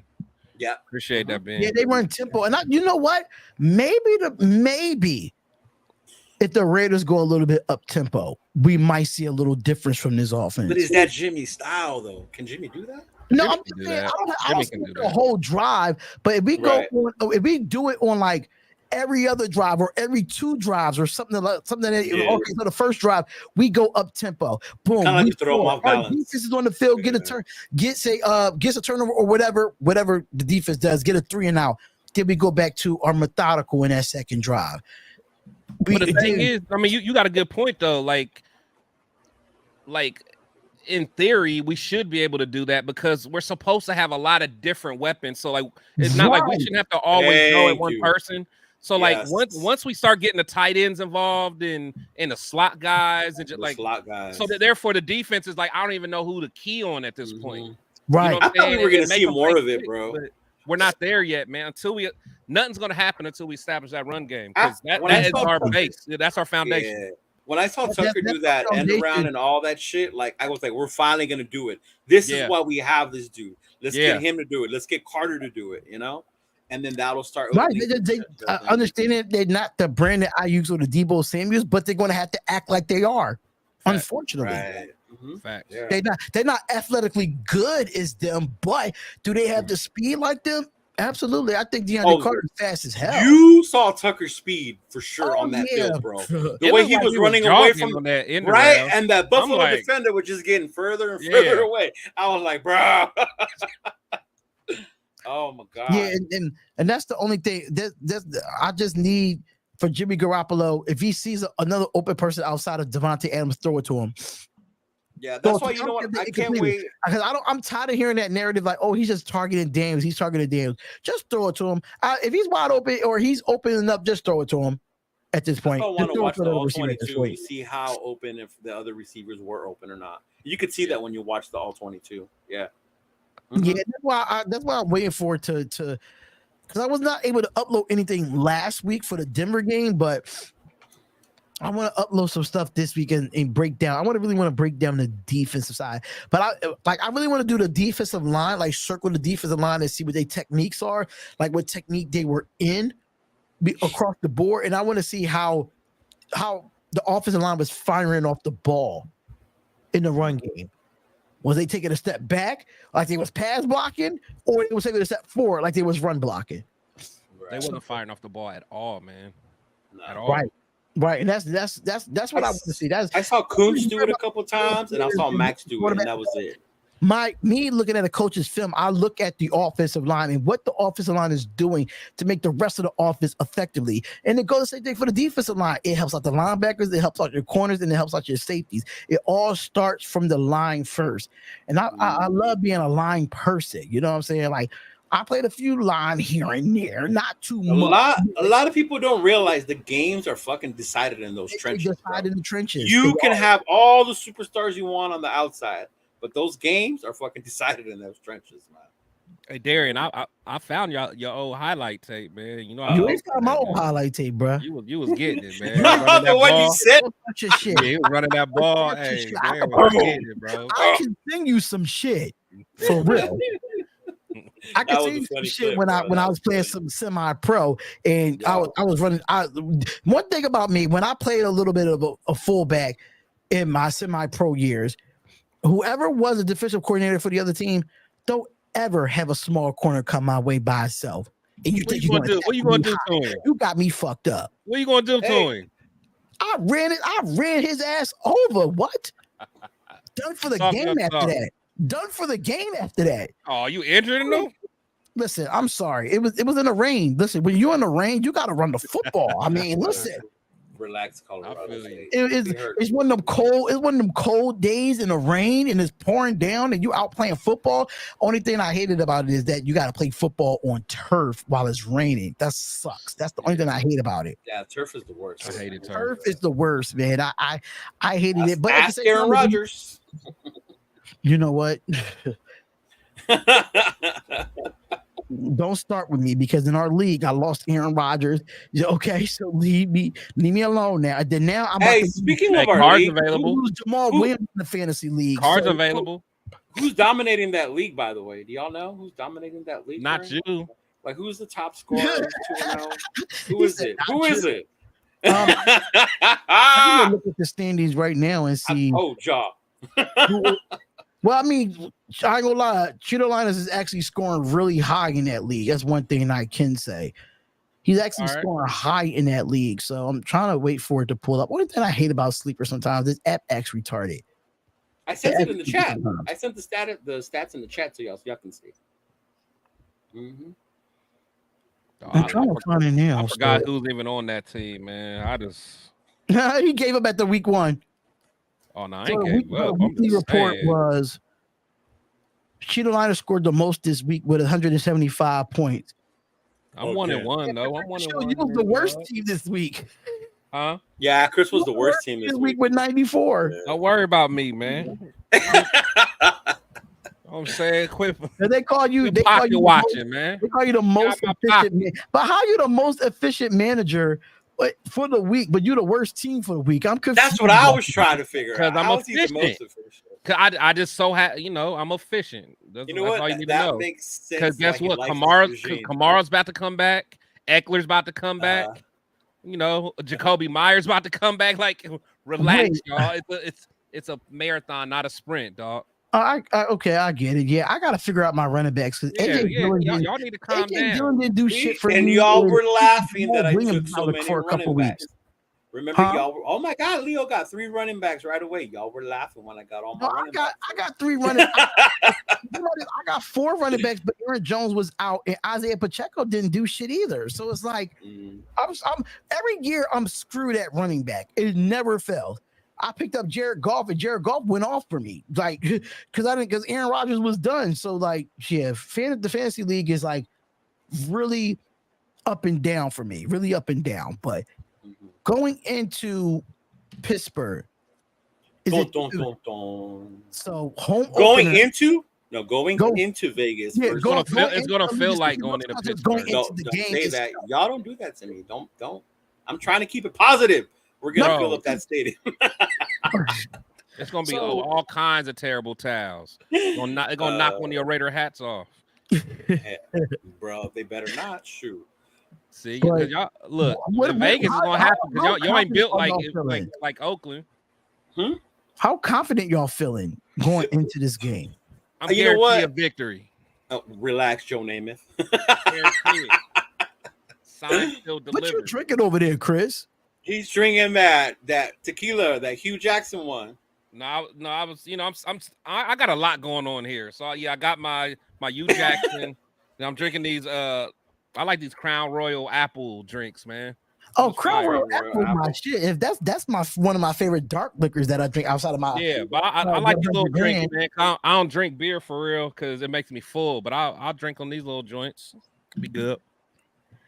Yeah, I like. Okay, so John Rader said he's 100% confident. Steelers not going to have their safety, their defensive tackle, and their wide receiver because Deontay Johnson don't underestimate is on the injured reserve. Casey, I think his name is Casey Hayward, if I'm not mistaken. Oh yeah, Casey Hayward out. Yeah, but they still got T.J. Watt. They still have T.J. Watt, but their best defensive tackle is gone. If Casey Hayward was playing, I would be. And we got to keep the injury report for Minkah Fitzpatrick because he did have a chest injury in Monday night. So Minka's the one that got hurt. Yeah, he didn't come back in the game. Oh, so Fitzpatrick's chest. Well, I wish him well. He might not play in this game either, but we got to keep a lookout for that injury report. I hope he gets better on Monday. You know what? Dog, Minka a beast, bro. Yeah, he is. A beast, I was kind of surprised that Miami traded him to Pittsburgh. I was really surprised about that. Minka but might be. He's probably top 3 safety. Top 3 safety. Yeah, this right here. Pickens. You want to call somebody a dog? Yeah, he's a dog. Different. He's a dog. Why do you think I drafted him? Calm down. Wait, what you want to say? Why do you think I drafted him? You know what? He is a dog, though. He is. Mm-hmm. I mean, look what conference he comes from. The SEC, right. The best conference in college football. I'm just saying. I don't know. The Ohio State receivers are pretty fucking good. The Big Ten, man. Let's get it right. Big Ten's the best. Yo, when it comes to the Big Ten, most quarterbacks don't be successful out of the Big Ten. Except the best quarterback ever. Calm down. We need to do a college Tom show. Brady? The 3 of us one day. Y'all, but y'all didn't believe in Tom Brady coming out though. It don't matter. Don't bring up Brady like he was some college star. Hey, nobody knew about Brady till I didn't even like Brady in Michigan. I ain't gonna lie. I didn't like Brady in Michigan, but I'm claiming it. Outside Tom Brady, who else has been successful in the Big Ten in the NFL? Chad Henne. No. Oh, please. Drew Brees played in the league for a long time. Calm down. Drew Brees came from Purdue. Now I can agree to that. Tom Brady and Drew Brees, but Chad Henne, come on. Chad Henne. You said Chad Henne. Man, we need to do a college show one day. Down for it, man. Listen, I'm down for it. I don't have nothing to do on Saturday mornings. I say that all the time. Especially because we don't agree on teams and conferences. That'll be. I want Michigan to play Tennessee. We'll smack on y'all, man. And we are. Why are you laughing? We be beating Notre Dame too. Get to the conference playoff and actually win a conference playoff game. Y'all don't even get there. What are you talking about? Number one, only reason why we didn't get there last year because we had Hidden Hooker, which was better than McCarthy. But did you get there? Listen, I'd rather not get there and then get there and get our ass kicked. Okay, I'd rather not be there to get our ass kicked. The goal is to get there, not to not get there. The goal is to get there, but I'm not. Listen, I'm not going there. Y'all wasn't good enough to get there. You know what? Anybody can tell you that know that I watch college football. I picked Michigan to win it the last 2 years, and they disappointed me. Well, pick us year 3. I'm not picking them pick again. Us year 3. Okay, then that means you the bad luck. So now that you ain't picking them, we're gonna win. Because y'all don't play nobody. Big Ten, they don't play nobody. Do this year. Michigan and Ohio State is the best 2 teams in the Big Ten. That's it. JJ McCarthy's going to win the Heisman. That's about to change, though. Michigan State is JJ going to win the Heisman. How about that? Because JJ going to win the Heisman. How about that? Not over USC is going to the Big Ten. It's not happening.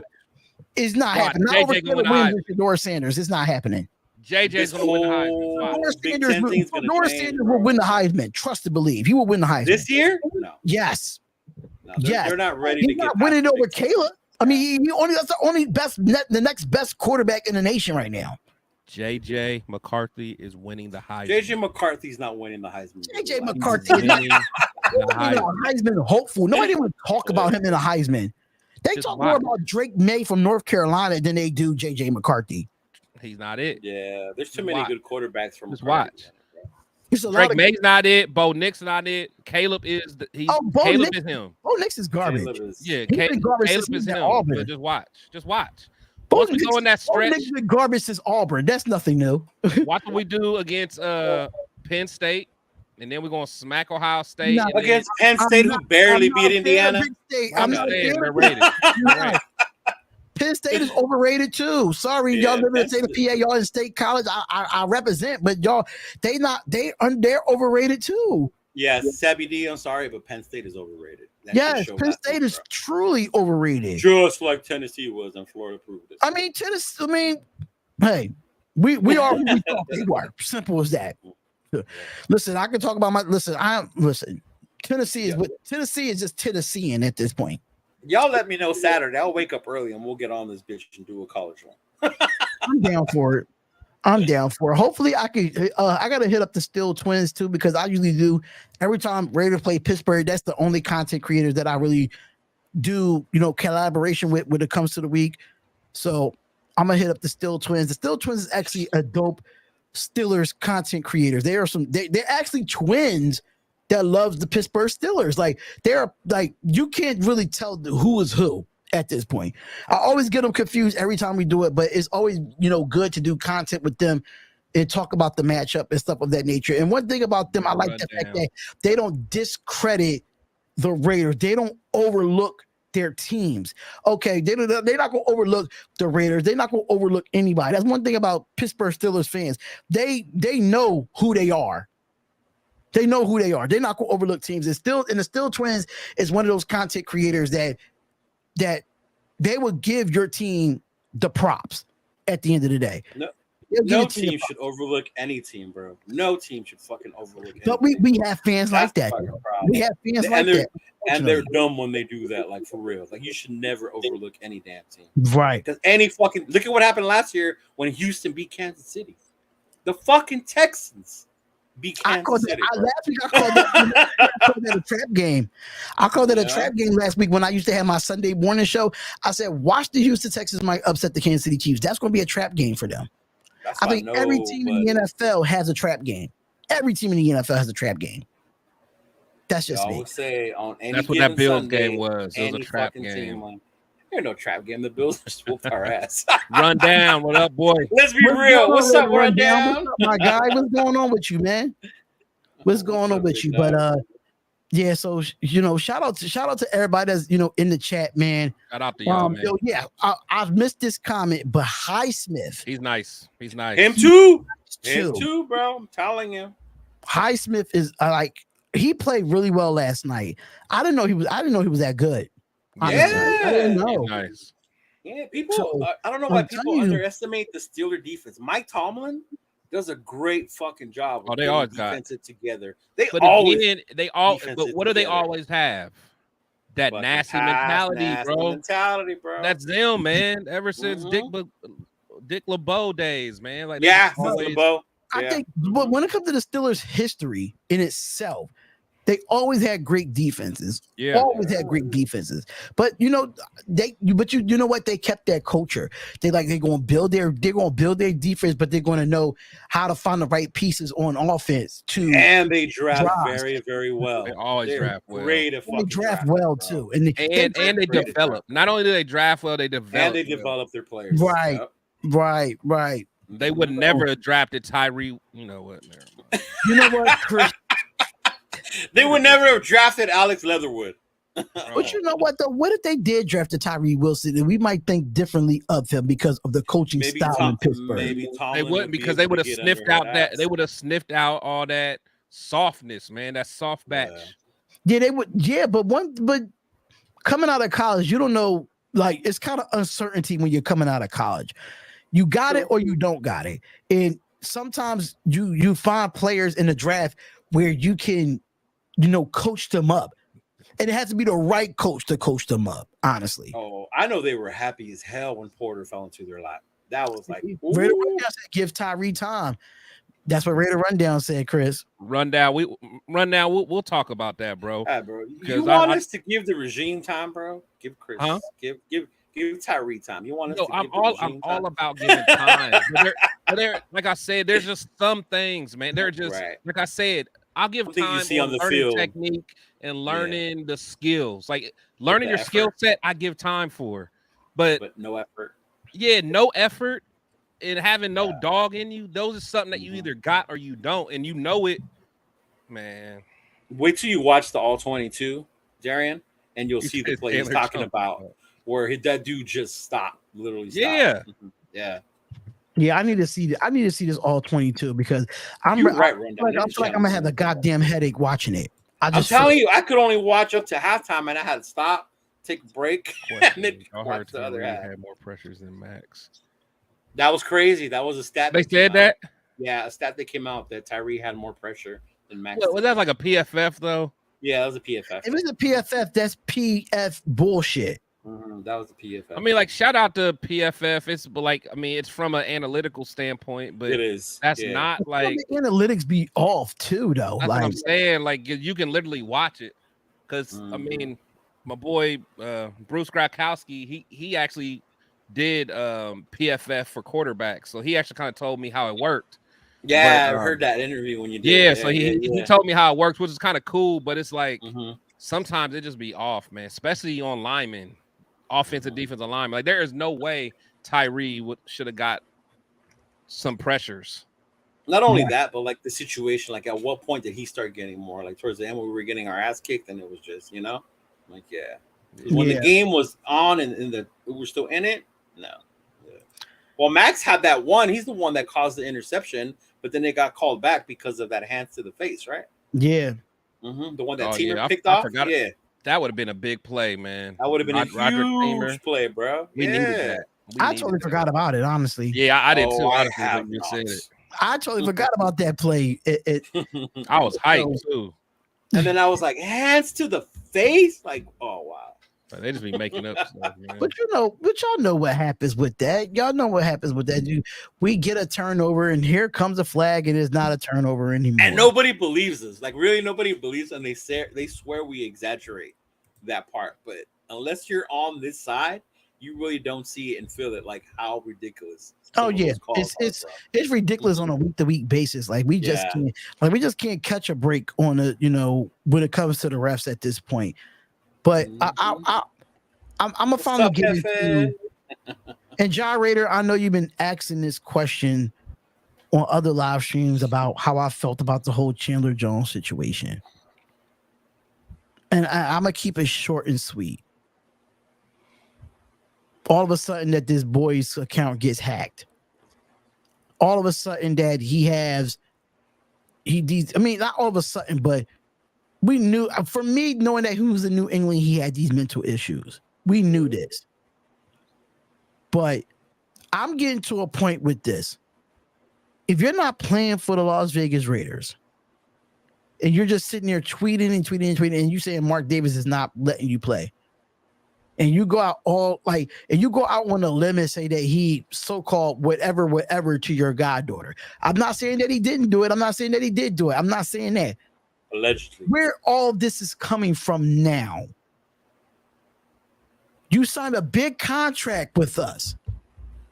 Where's all of this coming from now? Right before the season starts? Ironic to me.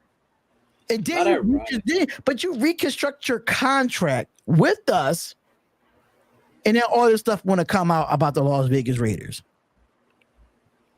If you're not playing football, bro, I'm not talking about it. I don't care about anything off the field issues when it comes to Chandler Jones. If you're not putting on that silver and black on Sunday night, which is this weekend, then Chandler Jones, you're just going to be at home. We will miss you, absolutely. But if it ain't about football, I don't want to talk about it. Because I'm not like not like these other content creators that puts out stuff about Chandler Jones just to get clicks. Absolutely not. If he wants to be a Raider, he'll be a Raider. But as this time, if he's not playing football, I don't want to talk about it. That's all I'm saying about Chandler Jones at this point. I'm just tired of people asking me, oh, how you feel about Chandler Jones? Make a video about Chandler Jones. No, I'm not making a video about Chandler Jones because he's not playing football. This is a football channel. Productivity when it comes to me making content. You got to at least do something. I'm not talking about off the field issues on Nothing But Raiders podcast or even commitment to excellence. I'm not talking about it. I'm just not. Yeah, I've already said my piece. I said I'm not talking about it. I gave it a good 30 seconds. Yeah. I said what I said. He's not worth mentioning, man. I mean, anyone that doesn't that ain't about protecting the shield, then I ain't got no love for you, man. To me, he's in the same boat as Antonio Brown, man. Mm-hmm. And the last thing I will say, kind of like what you said, if what he alleged happened to his goddaughter, the fact that he said that he will the only reason he's saying something is because he's not playing. So that means if he would have been able to play, so you would have kept this secret of something happening to your goddaughter. Then you would have swept it under the rug if you would have been playing football. That tells me all I need to know about you, and I'm done, man. You will not hear me talk about it anymore. Mm-hmm. Yeah, for me, that's morals. That's morals. That means you would have swept your goddaughter under the rug. Allegedly, if this happened. Yeah. Yeah, I can't. It's just a distraction to the team too, and that's a huge distraction. Yeah, it's a huge distraction, and I hate it. Like, why us every single year we gotta have some type of distraction? We just can't go. We just can't go into. You just can't go into a season excited, like no drama, no BS, no nothing. It's always something, bro. Like, what was the drama last year? Oh, last year the drama was with Carr. Who's Shorty Cheeto? Oh, that's my nephew, bro. Shout out to nephew Cheeto. Shout out to the nephew. Shout out to the nephew. Johnny, that's short round, bro. That's the one who be with me. Not the little one, the older one. Oh, yeah. Okay. I was say a little one. That's my boy. Yeah, man. Yeah, well, that's the older one. Him too. Yeah. He's the one I'm going to play Madden games with. Thank you. Can't justify it to us having to take this roster spot with all that money on our defense is as time to cut bait. Detrimental to the team, bro. Detrimental to the team. Definitely detrimental to the team. And I want to shout out to one thing about Al Davis, though. Al Davis would have cut him. He would have brought He would have brought that overhead projector out. He would have went to town. Al would have went to town, bro. Not the overhead projector, dog. Overhead projector. He would have rolled that out today. Al Davis would have walked up to the door and be like, have a good day, have a good life, and wish you on your best endeavors, and walked him out the door. That's what he would have did. You know what, Heffa? In a heartbeat. Heffa needs to stop about Mark being a creeper. He wants to talk about a creep. Go look at Mahomes' brother. That's a fucking creep right there. Mahomes' brother is a creep. But I'm sorry. Al Davis makes that cut, makes him look like a creep. Fuck out of here, Heffa, with the Mark. Yeah, man. Relax. You know, Worry about Hefe's your a boy's troll. He family, always come up Hefe. in here and troll us. You know that every single Oh yeah, live. I know. You That's know, why that's how I troll him. That's Hefe for you, yo. That motherfucker is in. He's even on Darian Hopkins Sports Show, even trolling on there. Like it's crazy. He comes into the college football games. He'll come to the college football games and to the press in the college football game. conferences. Yeah, he be in the Raider press. Bro, he goes into the press conferences. In the press conferences, trolling in there. Everybody going off on this dude. I'm just laughing because we know him. Yo, it was one time I was watching the Raiders press conference. I saw a Hefe in there. Somebody try to tag the Raiders. Like, can y'all make me a mod so I can kick him out? Raiders do not have no mods in that joint. No mods. So they said like they should be unfiltered in that press conference, man. I be in there trying to plug my show, man. They be taking mine out, man. I be in there. I put it in there. They take all that out, right? Yeah, oh yeah. No, they will take it out. Did you? Hey, they took mine out. I was trying to plug my stuff, man. No, I used to do that because I know the press conferences are like early in the day. When I wasn't working and I had my Rodecaster Pro, I'll play like the audio version of it, be live and listen to the audio of the press conference. So while I'm doing that, I will plug in that I'm live right now, and they never took it off. They never took it off. I go lie, I gained some subscribers from that. Have you been on those? Have you been on there, Chris, when McDaniels is talking? Have you been on there when McDaniels is talking? The fucking nation hates McDaniels. Oh, they hate him. Jesus, do they hate McDaniels, bro? Like all those comments in there, I'm like, damn. That's why I just be out of it because I'm like, man, like those aren't my type of fan, or those, you know what I'm saying? So it's like I don't even want to be a part of that. Like, right? Yeah. Whatever, man. That's like crazy, if Josh doesn't perform, he should be held accountable. But you ain't gonna hear me say McDummy this and all this. That ain't me. Yeah, they did. That's wild to me, bro. There's a lot of fans out there do call him McDummy though. I would never say that. Like even when we were shitting when Gruden was here, Gruden never got fucking nicknamed. Bro, and we were an old ass predictable offense. No. Listen, every live that I did about John Gruden, I called him 1998 because that's what his office looked like. Like that was, it's what I'm saying. But you don't see it like how you do McDummy or McDumbass. You know what I mean? Yeah, I would like everywhere. I'm telling you, I told people I did not want Gruden back for a second tender. I didn't want him back because he was too old school. He couldn't keep up with today's offense. He just couldn't. You know when I knew Gruden lost his ability to scout, or if he ever had it, was he was on ESPN and he was scouting quarterbacks and he was saying how Brady Quinn was going to come into the NFL and just dominate.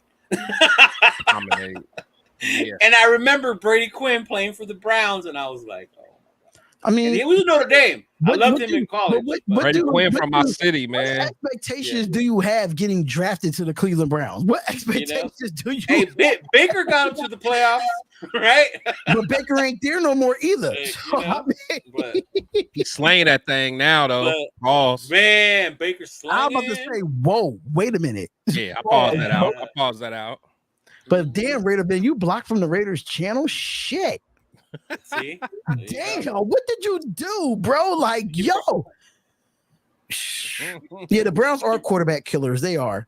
They're quarterback killers. No matter who they draft, this is Kozar back in the day. It ain't been the same since. But I gotta say this though. Shout out to everybody shout out to everybody that has purchased Nothing But Raider podcast merch on TeePublic. I have to say, this weekend I was getting email after email because it was the $16 discount again, and I forgot to promote it. But the fact that people were buying like the Charles Woodson t-shirt, the Max Crosby vintage t-shirt, the Devontae Adams, they didn't actually buy the Nothing But Raider podcast, but that's part of it. They support you though. That's what's up, man. Yeah, that's part of it. So.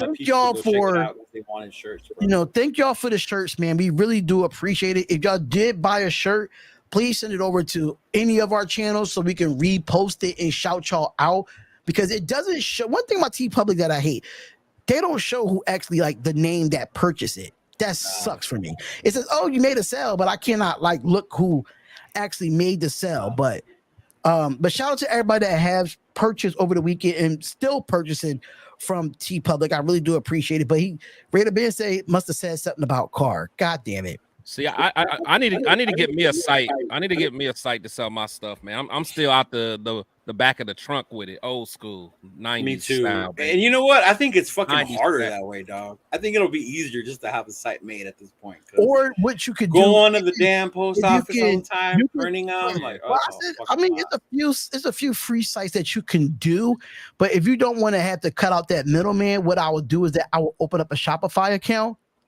That's what I'm thinking about doing. Just post your stuff on there, and then when they order it, you could just still ship it to them. That way, that's what I need to do because I don't want them to open up a Shopify account if you don't want to be a part of that middleman cut as far as like fresh shop. Like, you'll get a percentage because they make everything for you right then and there. If you already have your shirts and your hats already made and you already had them set up ready to ship out, just make a Shopify account. I think it's like only like right now they only have it for like $1 a month for Shopify account. So I mean, that's something that you will look into because I'm kind of like looking that route as well. Yeah, I'll holler at you about that. I want to do something. Now that I want to get how a heat much press. they take and stuff, and when you get a heat press, make sure you get one big enough because you'll have fans that are 2 or 3, 4X, and that logo's got to be bigger, bro. Right. Man, so make sure that shit fits on there because the little logo looks funny on a big ass shirt. If I don't get the heat press, then I might just go somewhere local.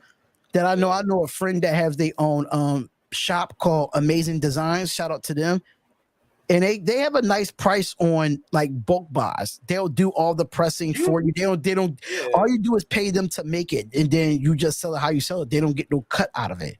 Yeah, I have friends who pay me for pressing their shit. They'll order the print and then they'll bring me the shirt and then I'll just use my press and do it for them. Yeah. Right. So Amazing Designs, like they'll even work with you if you want to like get a dip. Like if you just don't want your same logo, if you want another logo, they have graphic designers too on spot that will help you out with like graphic designs as well. To put like, because I want to do nothing but Raider sweatsuits like with the hoodie and the sweatpants. I want to do that.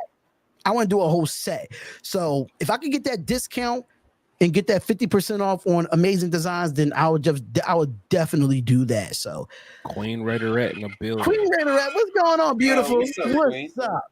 What's up? But I don't know. He said Grudo was out in tequila drafting. Exactly. But I got a smaller version of the Rodecaster Pro. I was going to get the Duo, but I didn't have the money for the Duo. So I ended up getting a new thing called the Streamer X. It looks like this. I don't know. It only realized it's blocked out because of the green screen, but it's smaller. It's a one mic and it's a plug and play. Like I use this for my play-by-play. You see that my audio sounds a little bit better now since I had. I'm still learning some things, but touchdown. Fire. So you need to tell me about that stuff. I don't know what all that is, bro. Yes, it's So I know I'm still a rookie in this mug, man. I'm just how I set up for the play-by-play is that this I don't know if y'all been gamers or anything. If anybody's a gamer in here, right? If you are a gamer, if you heard of Elgato was one of those things where you can shoot in 4K from your DSLR camera and with your gaming desktop and stuff of that nature. So with the Streamer X, it does have a 4K capture. It does have a preamp for your microphones. You could record, you can do audio, you can put your own sound bites on here, and it's as small at a point where it's spacious. It's not as big as my Rodecaster Pro that I had before. Only thing that this thing don't do is that what I missed is that when I did my call-in shows, I had that Bluetooth capability. That's the only thing that I missed because I would love to go back to doing the call-in shows, and I would love to do call-in shows for this show. But now I got to go get my Rodecaster Pro fixed so I can get that feature back. But other than that, I will send y'all the specs for it and all that. It's a pretty dope piece of system though. So yeah, it's pretty dope. I'll send y'all the information for it probably when we get off this live. But any final thoughts before we head out of here? We didn't talk about the Pittsburgh game. I mean, I said how confident y'all was, and it kind of threw us off. But I said how confident y'all was during this game. I did. I was like, damn. Yeah. So, what y'all want to say about the Pittsburgh game? Because I mean, to me, it's just very simple. Offensive line got to help the run block, got to help out Josh Jacobs, and the defensive line got to get pressure on Kenny Pickett. I want to see those same fucking adjustments they made on that line and stop Denver's blitzes. They're gonna have to do the same to Pittsburgh because they're gonna come after Jimmy. I mean, we on defense have to get after Kenny Pickett. We have to. I'm glad Najee is not balling, but knowing that we're the fucking Raiders, this is probably gonna be a game where Najee goes off. You know, like this, like maybe this will be the game I leave Najee Harris in there. Like, yeah, because. But we need to get the run game going, bro. We need the run game going, open up that offense. I'm glad Jacoby's coming back. I think that's going to help our offense to have Tay and him back in there together. But it's going to be wild. You know, I get to Vegas on Friday, so the party starts Friday until Sunday night. And then hopefully. So are you doing an episode this week, Cheeto Lions? Are you doing an episode this week at all? For what? Like you were doing, like you started out doing your episode. Oh, yeah. We actually record those on Wednesday, and then I air it on Thursday. Yeah. Okay. Say no more. Say no more. Yeah, and I know you and Spicy Girl got a new name for y'all show on Wednesdays, right, Chris? Yeah, we're gonna roll it out hopefully tomorrow, but I don't know. We and her be so busy, man. So, but we working, we cooking some stuff up. It'll hopefully we'll get it dropped tomorrow. Okay, and I'm trying to figure out. I'll see her down there this weekend. Talk to her. Mm-hmm. And I got to talk to my guy Willie because we supposed to do the Commitment to Excellence podcast on Friday, but I'm working the homecoming game for the high school this Friday night. So I got to figure out a different date to see if we can do the Commitment to Excellence podcast. If we don't do the college football Saturday morning, then I'll try to just do that Saturday morning because I got to, get some OT in for that the high school football game that I work at. So it's the homecoming game and they want extra coverage. So I'm definitely going to not be doing any podcast on Friday night at all.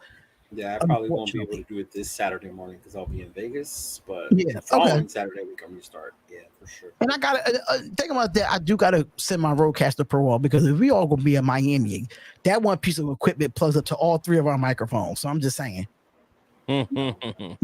So if we all gonna be in Miami, and it became official today that I got that Monday off. So after the Raiders game, I'm gonna be in Miami for another night. So that's fire. So I'm gonna definitely work on getting the tickets and everything for that nature. So anybody that is coming to Miami with us, we will see y'all there.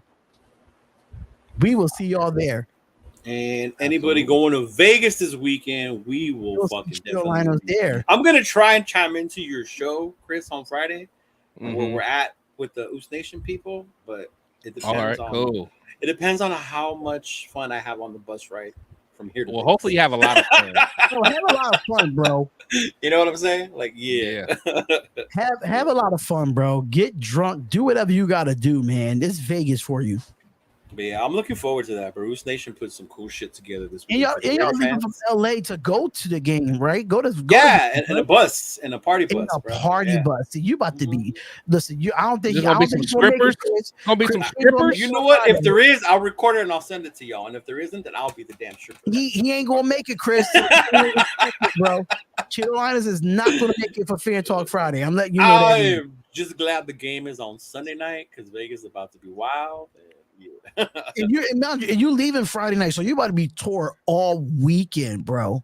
Well, I don't know. I'm older now. I don't do it like that, but pretty much, yeah. I mean, you'll drink at least each day, but you won't drink to a point where you like. No more. No. Like you, It takes like a week to recover. Miami, I'm sorry. I'm living. I'm about to say shit. When we go to Miami, wow. I've never been to Miami, so I'm getting drunk. I don't care. I've never been to Miami. I've been to Florida, but never been to Miami. I'm gonna show y'all how to do it, man. I'm gonna show y'all how to do it. You better bring some of that Hugh Jackson tequila. I want to try that. I haven't found it. It's all going. I'm gonna order me some Woodson whiskey that weekend. I'm definitely gonna get a couple bottles of the Woodson whiskey when I go to Vegas because it's hard for me to find it up here. Yeah, it's hard for me. I have to order it because it's not on the East Coast. I don't think it's on the East Coast at all. If I'm not, I can't ship it to you though. If I get you a bottle, I can't ship it to you.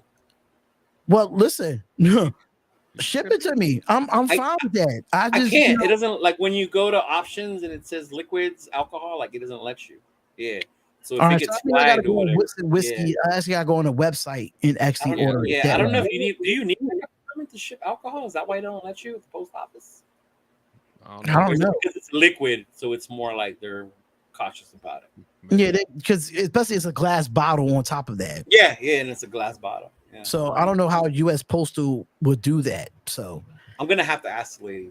We've been cool at the post office. So I'm gonna ask her how that would work. Yeah. So like I said before, since we got off topic about Pittsburgh again. Any final thoughts before we head out of here, man? Because you know me, I got to get up at almost 4:30 in the morning, so I got to get my behind the bed soon. I'm with Chris, and we're winning, bro. We're coming out of that game with a victory. Will be 2-1. I think it'll be 20-17. Carlson wins it with a game-winning field goal. I think we're gonna win. I'm gonna say 24-13. Ooh. We gonna stop Kenny Pickett, huh? I'm gonna go 24-20. 24-20 Raiders. I'm gonna go there. So we break that 20 points. Yeah, I think they'll get 20 points. I don't think they'll get more than 20 though. So I think we could get more than 20 on their defense if we play effective and we play the right way. And it's gonna all come together, fellas. It's all going to come together. But we definitely need to be back on the winning side going into our home opener, knowing that we're going to see more black and yellow than silver and black. But I'm just saying, we got back-to-back home games, just so you know, because after this one, who do we play next? The Chargers, right? Here in LA. Yeah. And that's a home game for the Raiders. Mm-hmm. So he says that 28-17 is his final. Al Ghost, what's going on? Al Ghost, what's up, man? What's up, brother? 31-17. John Raiders says. Josh back on. 31-17. Dude, if we put up 31 points, I'm gonna be so. If we put up 30 points, 31 points, we can. I'm telling you, we really can though. But I need to see it though. Come on, Jimmy G. Come on, offense. Let's get this thing rocking and rolling Sunday night, man. Yep. Rocking. We need to get this thing rocking and rolling. I will be doing the play-by-play on Sunday night anyway, so I'll be doing that, and I'll be doing a 1:00 game as well. I might do Falcons and Lions, and then I'll chill and then do Sunday night football. So, salute to you, Al Ghost. Really do appreciate you, brother. Make sure y'all subscribe to both of these fellas channels, Protect the Show podcast and Cheeto Liners. Make sure y'all go in the description in the YouTube channel of this podcast here and subscribe to their channels, man. Same thing for their social medias, Protect the Show podcast, Facebook, Twitter, Instagram, all of the same thing for Nothing But Raider podcast, all the same there. So make sure y'all follow us. If you want to get any of our merch, Nothing But Raiders, Protect the Show podcast, and Cheeto Lines with the custom hats, custom clothes, anything, just hit us up on all 3 social media platforms if you want merch. But for me, did y'all notice the special Hall of Fame Raider jerseys? Y'all remember these? You know what? I got a Raiders hat that matches that for some reason. I got these are the special Hall of Fame jerseys they made for Blanda, Stabler. Who was the other one? Great Guy. Yeah. So these are the special Hall of Fame jerseys they made. They got the Raider thing on the side, and then there's the old school players with the numbers silver. Yeah. I thought that was fire, and shout out to Culture Kings because I got like a little, I got a red Raiders hat. I don't know if y'all saw it before, but I have like a red suede Raiders hat that kind of like goes with it. It's pretty dope. Shout out to Culture Kings for giving me that a couple years ago. I got to update my hats anyway. I know y'all seen in the group chat that I said something from New Era from the 47. So like all that. They got some dope hats on there that a lot of people don't really buy. That's the crazy part. So it's just I like to be unorthodox and be different with my hats when it comes to that. John Raider, what? he was trying to put an emoji, but it didn't come out. 100. But shout out to John Rader too, man. He's definitely be in the chats. I like John Rader. You're a good one. He be doing the thing. He be like our unreliable, like our unofficial source of Raiders news. Like we need that. Source. He be finding shit. I'm like, where you be finding this content at? Where you be finding this stuff at, bro? Like what? Hey, but he was wilding on that second round pick for Aaron Donald though. That man. Like where do he be coming up with these concepts? Like what? I would love it though. I would love it. I would love that, bro. I would love only that. if our organization would do some shit like that. I would love it. I don't think they would let him go for a second round pick, bro. Nah. Aaron Donald? Nah. No, they would want a first. They would want a first for him. Yeah, they would definitely want probably multiple firsts. For real. Well, I don't think one first round pick is not enough for the capability and the productivity that you get out of Aaron Donald. So that is it today, y'all. We talked about all things football, but it was definitely majority nothing but Raiders podcast. Cheeto Liners, let them know where your show is premiering this week and let them know where they can find you at as well, which I already said it, but I would like to let them know again. Oh, you can definitely find me on Instagram at Cheeto Linus and also on my YouTube channel where we do our weekly Todo Chido podcast show with my boys. All we do is talk Raider football, NFL, and college as well. Some fantasy. And then we're also going to be dropping the Madden streams between me and Shorty Chido. Me and Shorty Cheetah are going to be playing the matchups each week. So tomorrow we'll probably do the Steelers and the Raiders, and then we'll see how that outcome comes. Is that on the new Madden? Yeah, on the new Madden. Okay, you got Xbox, right? Xbox, yeah. Mm-hmm. Yeah. Okay, when I get the new Madden, we got to see something about that, bro. Yeah, you can only crossplay if you have the next gen systems. Me and Chris found that out. Well, I'm planning on getting I was about to smack Cheeto. Man, you better get that next gen. Lucky, bro. You don't want that smoke, bro. You was lucky. Don't let an NCAA game drop because then we're gonna really go at it. Oh, you don't want those problems. You don't want those problems. One thing about me y'all need to know is that I like to create my players for my team. So I like to do that and build my player up. So yeah. Hey, I would love to see. I can't lie. I would love to see Cheeto Liners on Notre Dame and see you on Michigan and see what positions y'all play. I would love to see that. No, you don't trust me. You don't want no smoke with me in that at all. Okay. You really don't. Listen, I'm not. Listen, I'm just a wizard. I'm a wizard when it comes to that offense. I'm a wizard. Oh, just like Josh McDaniels. Yeah, I've learned from him. Man, I have 6 rings to show for it. I make adjustments on the fly, boy. I know how to beat cover 4s, cover 3s. I know how. Hey, I'm dicing you up, man. Take care, Ja. All right, man. Take care, Ja. So, Chris, let them know where they can find you at, man. Everything at Michigan Wolverines. That's all his social media platforms at Michigan Wolverines. Yeah, man, everything protect the shield, man. Definitely YouTube, man. Continue trying to build that up, man. I am about 5 months in, man. So it's been a good little journey for this 5 months, but I'm almost at my first goal of 1,000. So I appreciate everybody. Yeah, I'm getting close, man. So have you checked your watch hours too? Yeah, I'm getting close there too, man. Yeah, I'm watching both. I'm watching them closely. So but I appreciate everybody that supported me already, man. I do have Protect the Shield shirts for sale. I'm going to get some more hats. Yeah, I'm going to holler at Leo, get some more hats. Oh, yeah. Let me know, bro. But yeah, so, you can find me on YouTube, Instagram, Facebook, TikTok, Twitter. So I'm everywhere, man. So definitely, if you like what I talk, holler at me, say hello. Even if you don't like what I talk, holler at me. We could have a healthy debate, man. Absolutely. Because that's all it is a healthy debate. That we don't try to talk crazy about each other, because we all about the show at the end of the day. So that's just what it is, man. But same time, same place, we'll be here for Nothing But Raider podcast episode 35. We'll definitely recap the Pittsburgh Steelers game, and Chris probably gonna have his recap out before I will. Maybe. I think you probably will, because once that game is over, I'm going to bed because I gotta be up at the crack of dawn the next day. So I'll probably do that joint from my job for real. I might do that joint for my job. If the Raiders don't figure out the defensive tackle room and the safety room, we're not winning more than 5 games. I don't see a huge problem in the safety room. It's more the defensive tackles, bro. Other than Trayvon Morick. Other than Morick, but I think Epps and the rest of those dudes are doing pretty well. I don't think safety is really the problem. It's more of the defensive line than anything. Yeah.